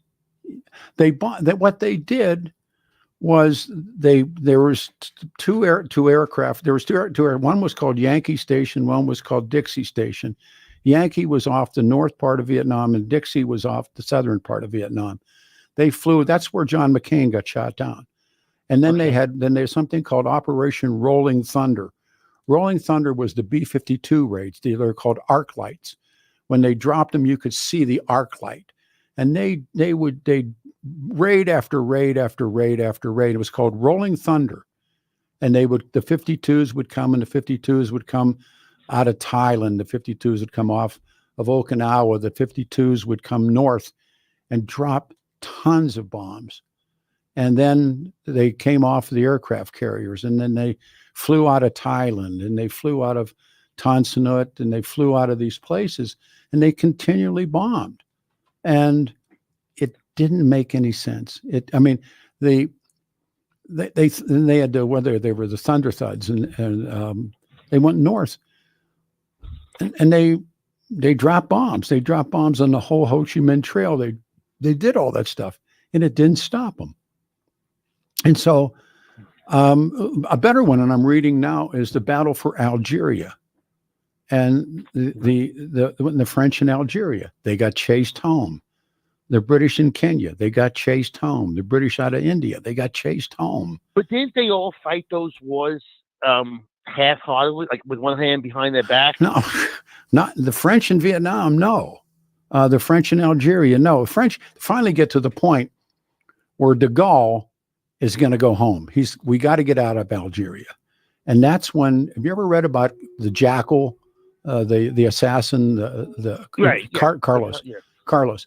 The French colonels, according to most books I've read, they hired the Jackal to kill de Gaulle because they did not want to leave Algeria. And it was the Foreign Legion. And Edith Piaf has this, I don't know if you can find it in our computers or not, has a song called We Regret Nothing. And out of the Kasbah, out of the Souk, comes the Legion. And the Legion had been defeated in a place called Dien Bien Phu in Southeast Asia. And the French are in retreat. The French colonial powers were in retreat. So the Paras is what they were called, or the Legion. The Legion goes to Algeria after it leaves Indonesia. We take their place in Indonesia. Then they go into Algeria, and eventually the battle for Algiers, and eventually they get rid of the French. And as the Legion marches out, they play Edith Piaf. We regret nothing. And they had done terrible things. And it's like they were like the Black and Tans in Ireland. They had done so many terrible things. And the Legion struts out. And even today, during Bastille Day, when the Legion marches in Paris, you ever see those guys, and these guys got a leopard skin over his shoulders and big bass drums, and it's the Legion. And they were run out. And nobody stays in the third world. In Afghanistan, they go home. The Soviets go home, the British go home, the French go home, and the Americans went home. And so we got to look at the world quite differently, and we don't. And I don't know. I mean, my heart's in Israel, but I don't know how they win. I honestly don't, unless it's going to be the next generation. I was in a chow line. We were with the IDF. I'm in a chow line on Gaza. And the beautiful, beautiful young blonde. God, she was striking. And she had an M16 over her shoulder. We're in a chow line. And we're just talking. She spoke English. She was beautiful looking. I said, when does it end? She said, not in my lifetime. I think she might have been 20 years old. I don't know. I'm not that smart. I mean, they were able to make peace with so many of the other Arab Muslim nations. Only because of financial gain. I mean, if the Israelis don't trust the Saudi Arabians, if you trust the Saudi Arabians, you're out of your mind. That's true. That's true. Yeah. You take someday we meet. I've always loved your calls. All right, Thank man. you. Take care. All right. Black Eyed Pea of Colorado, locally owned and operated. Stephen Michelle, my friends, and homestyle cooking worth going out for. 8 locations. Make sure one near you. The last time you took your family to eat, like cheapo, go to the P. Daily specials, and they're not going to rip your wallet. Senior discounts for me. Everything is made from scratch. Chicken fried steak is incredible. Homemade soups, great salads, smashed potatoes made from scratch. Save room for desserts. The Black Eyed Pea. They have Mile High 1-pound chocolate cakes. If you want carrot cake, incredible 1 pound as well. They got the Stephen Tubbs chocolate cake. Make your dinner party, rehearsal dinner, wedding reception, company event a success with the Black Eyed Pea catering. No matter what the occasion, the Black Eyed Pea gift cards are always great. So whether you purchase them for your spouse, your birthday favors, or holiday presents, they got you covered. Everything above the restaurants. There's 8 of them, and they're just the best. I know you will, again, you'll love it like I do. Keep it in Colorado. Visit the Black Eyed Pea near you. RockyMountainBargains.com, where you'll always pay half price. Why pay retail when you can get what you want at 50% off? Just go to RockyMountainBargains.com and save. Here's this week's featured item. A DeWalt Atomic 20-volt max cordless impact driver kit, valued at $160. Get it now for half price. Get it now at RockyMountainBargains.com for 50% off. RockyMountainBargains.com, where you always pay half price. Restrictions apply. Go to RockyMountainBargains.com for complete details.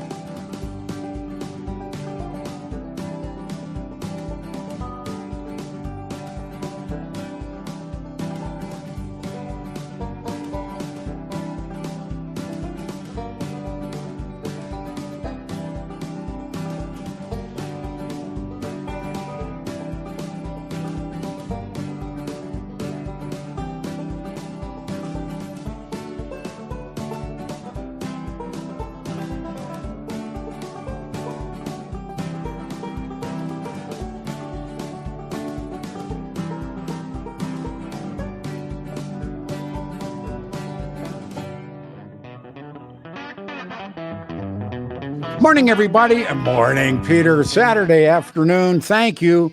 October 2024.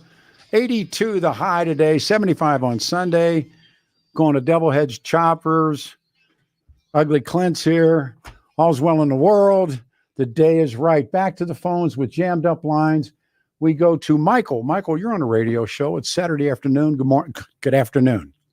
Peter, great to be with you. How are you? Oh, man. Hey, man. Thanks. Good morning. Good. After. Good. Hey, I got to ask you before I get to my comment. Did you see that radio tower in New Mexico that got clipped by that hot air balloon and it destroyed the whole thing? No.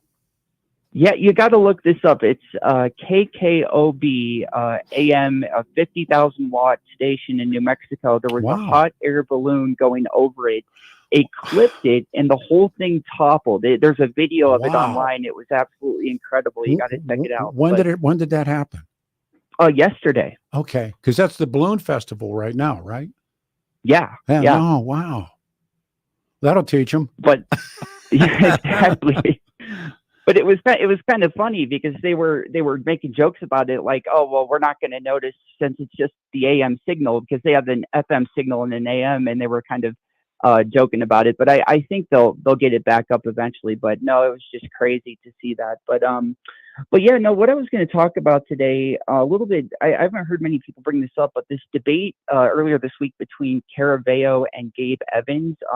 Did you get a chance to watch that on 9 News? I saw bits and pieces of it. I thought that they jobbed Evans.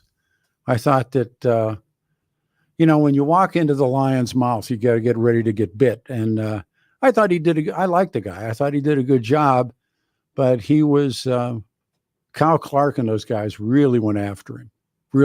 Yeah, I agree. And I one thing I was going to touch on from the debate, Gabe Evans indicated he did not support Trump's desire to deport every undocumented immigrant in the country, though he broadly backed more intensive border security efforts. He said we have to aggressively target those individuals who are illegally coming into our communities and committing crimes, and those are the people that we have to deport.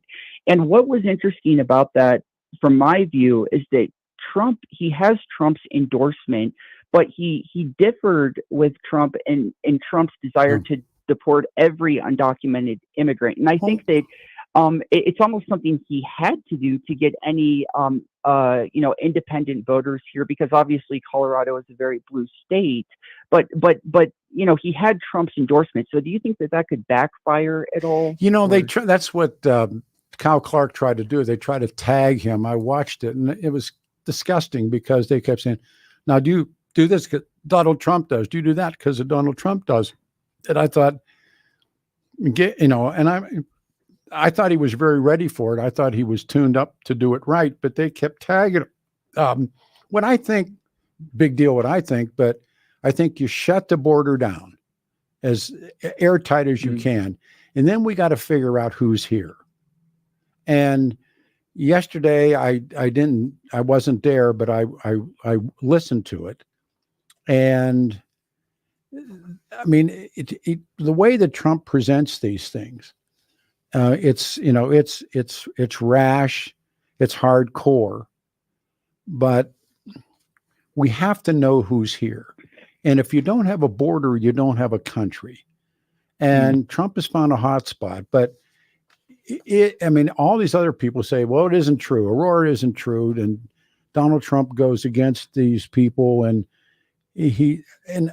hunting gang members is one thing. Finding somebody that's just trying to, let me present a question to you. I don't know, Michael, if you're married or have a family or anything, but suppose you had a sick daughter and there's medical care in Montana. Would you go to Montana to try and get medical care for your daughter? Yes. Yeah. Yeah, of course. Absolutely. So there's that aspect of it. There's, who comes here and what they want to do. And, but I think first of all, you got to find out who's here.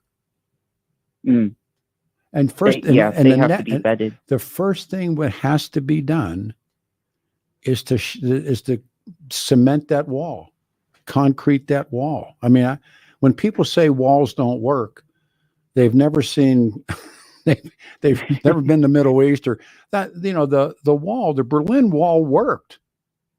It really did. I mean, there's a wall between North and South Korea. Believe me, it works. There's, you know, the Israelis have a wall. It works. Though there's a wall between Dominican Republic and Haiti. I've seen it. It works. Right. So we know that they work. We know we can make them work. Oh, absolutely. And I think it's about vetting. I think it's about knowing who we have coming in. And I guess another thing, Tim Walz was speaking, and he was talking about, you know, path to citizenship for people who have been here. But those people entered the country, no matter how long ago, illegally.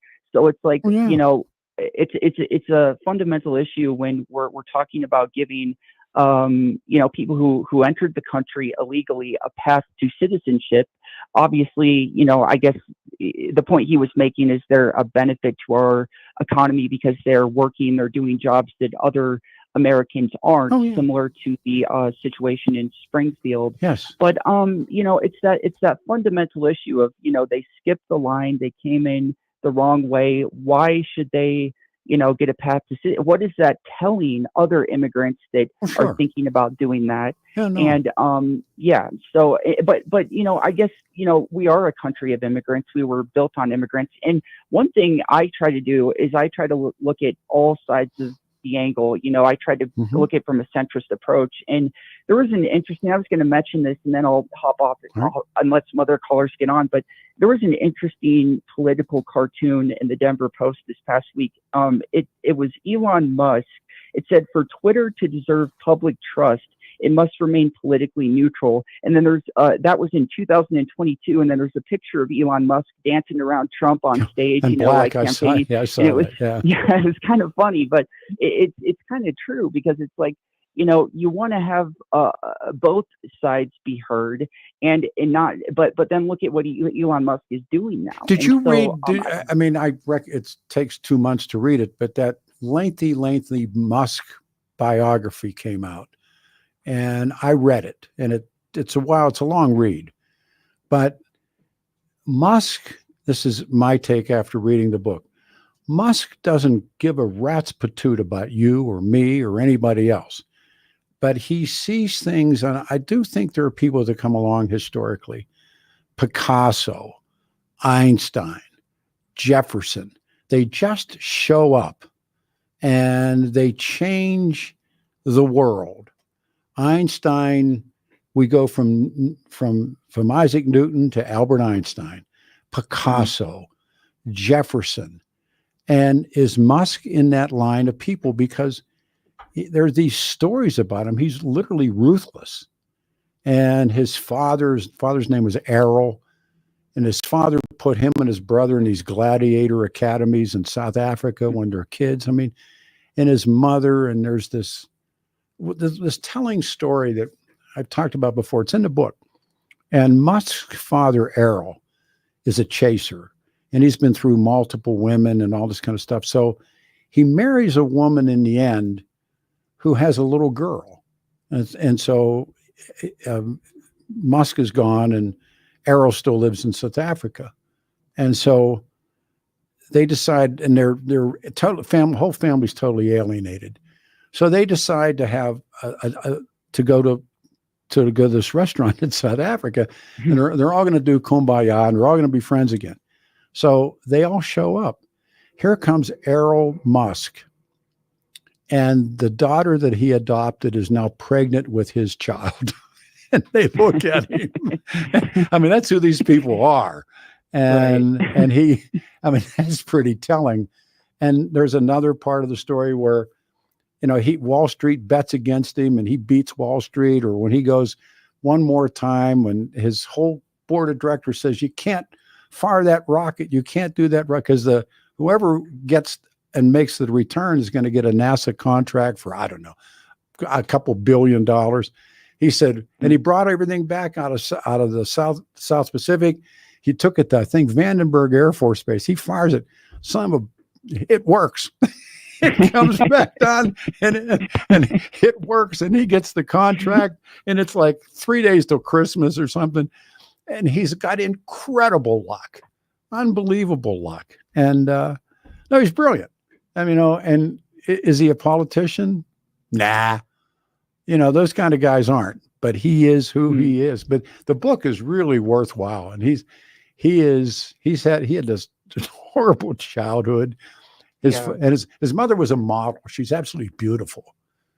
And he's estranged from, he's got 12 kids or something, and half of them won't talk to him. So, hey, welcome to the jungle. I got to pause. Good call. Thank you, man. Thank you, Peter. I appreciate it. You too. Capitalist Law. And Danny suggests you should choose a lawyer who shares your values, and that is true, because who you choose to represent you in an injury case says a lot about you. Danny's the son of a cop. We talked many times about his mom, and he's dedicated 40 years of his life, 40 years to helping people who are hurt in serious motor vehicle crashes. He's believed to be the only lawyer in Colorado history to win 5 straight multi-million-dollar verdicts, Colorado crash cases. He's been a longtime friend. He's a good guy, believed to have won the largest truck crash verdict in Colorado history. Capitalist Law, the official law firm of the Denver Nuggets and the Colorado Avalanche. Dan Capitalist Law's serious firm for serious cases. If you're in a jam and just want a question answered, Dan accepts righteous injury cases on percentage fee basis. So he can represent good people from all walks of life without regard to ability of anybody. If you got a problem, a question, you need to call Dan at 303-770-5551, 303-770-5551, or hit dancapitalistlaw.com. Danny's last name, CAPLIS law.com. RockyMountainBargains.com, where you'll always pay half price. Why pay retail when you can get what you want at 50% off?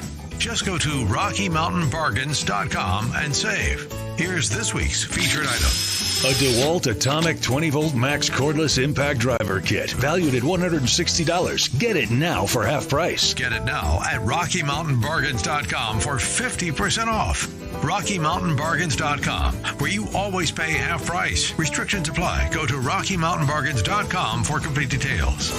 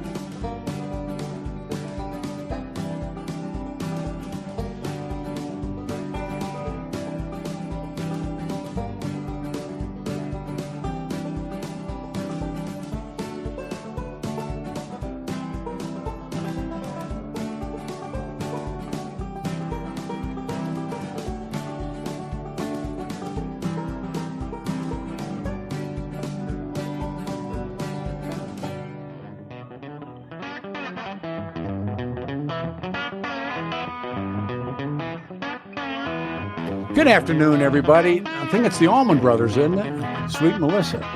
Ooh. Saturday, October 12, 2024. Good afternoon, everyone. We're really out of time. Be back next week. We'll do it again at 9. Beautiful rest of the week. The weekend looks great. 82, 75, and back to work, 78. Skydog Allman, Dwayne, died on a chopper. He had no front brake, and so all the stories about Skydog and whether or not it's true, and I believe it's to be true. Here we go, Sweet Melissa. There you go. I've heard and don't know that when after he died, Freebird, Freebird was written about him. That we should look at that someday. If when Leonard Skinner did Freebird. And that was before their airplane crashed too, before we lost the Van Zants. But that song Freebird is like one of those songs like that. Thank you. And I gotta say that all the guys yesterday here, they just did an incredible job. And Billy and Jeff, of course, anchoring everything that happened out there. But the Kelly Michaels and Geronimo and everybody, they killed it. It's one of those, and that was on the run when they did that. And so we're coming up on time and we're going to be out of time. So anybody, was it 25 days, 28 days till the election, 24 days. We're coming, and like I said, next Saturday, it'll be just red hot. You know it. We get closer and closer and closer. I don't know who pulls this out. If that's your guy, that's your guy. And I don't, with her, it's so hard to know. All right, everybody. Adam Walker, thank you. And Clint Clark's with me, and we're going to go ride motorcycles and go see the boys at Devil's Head. Thanks, everybody. See you next Saturday morning at 9 here on 710 KNUS.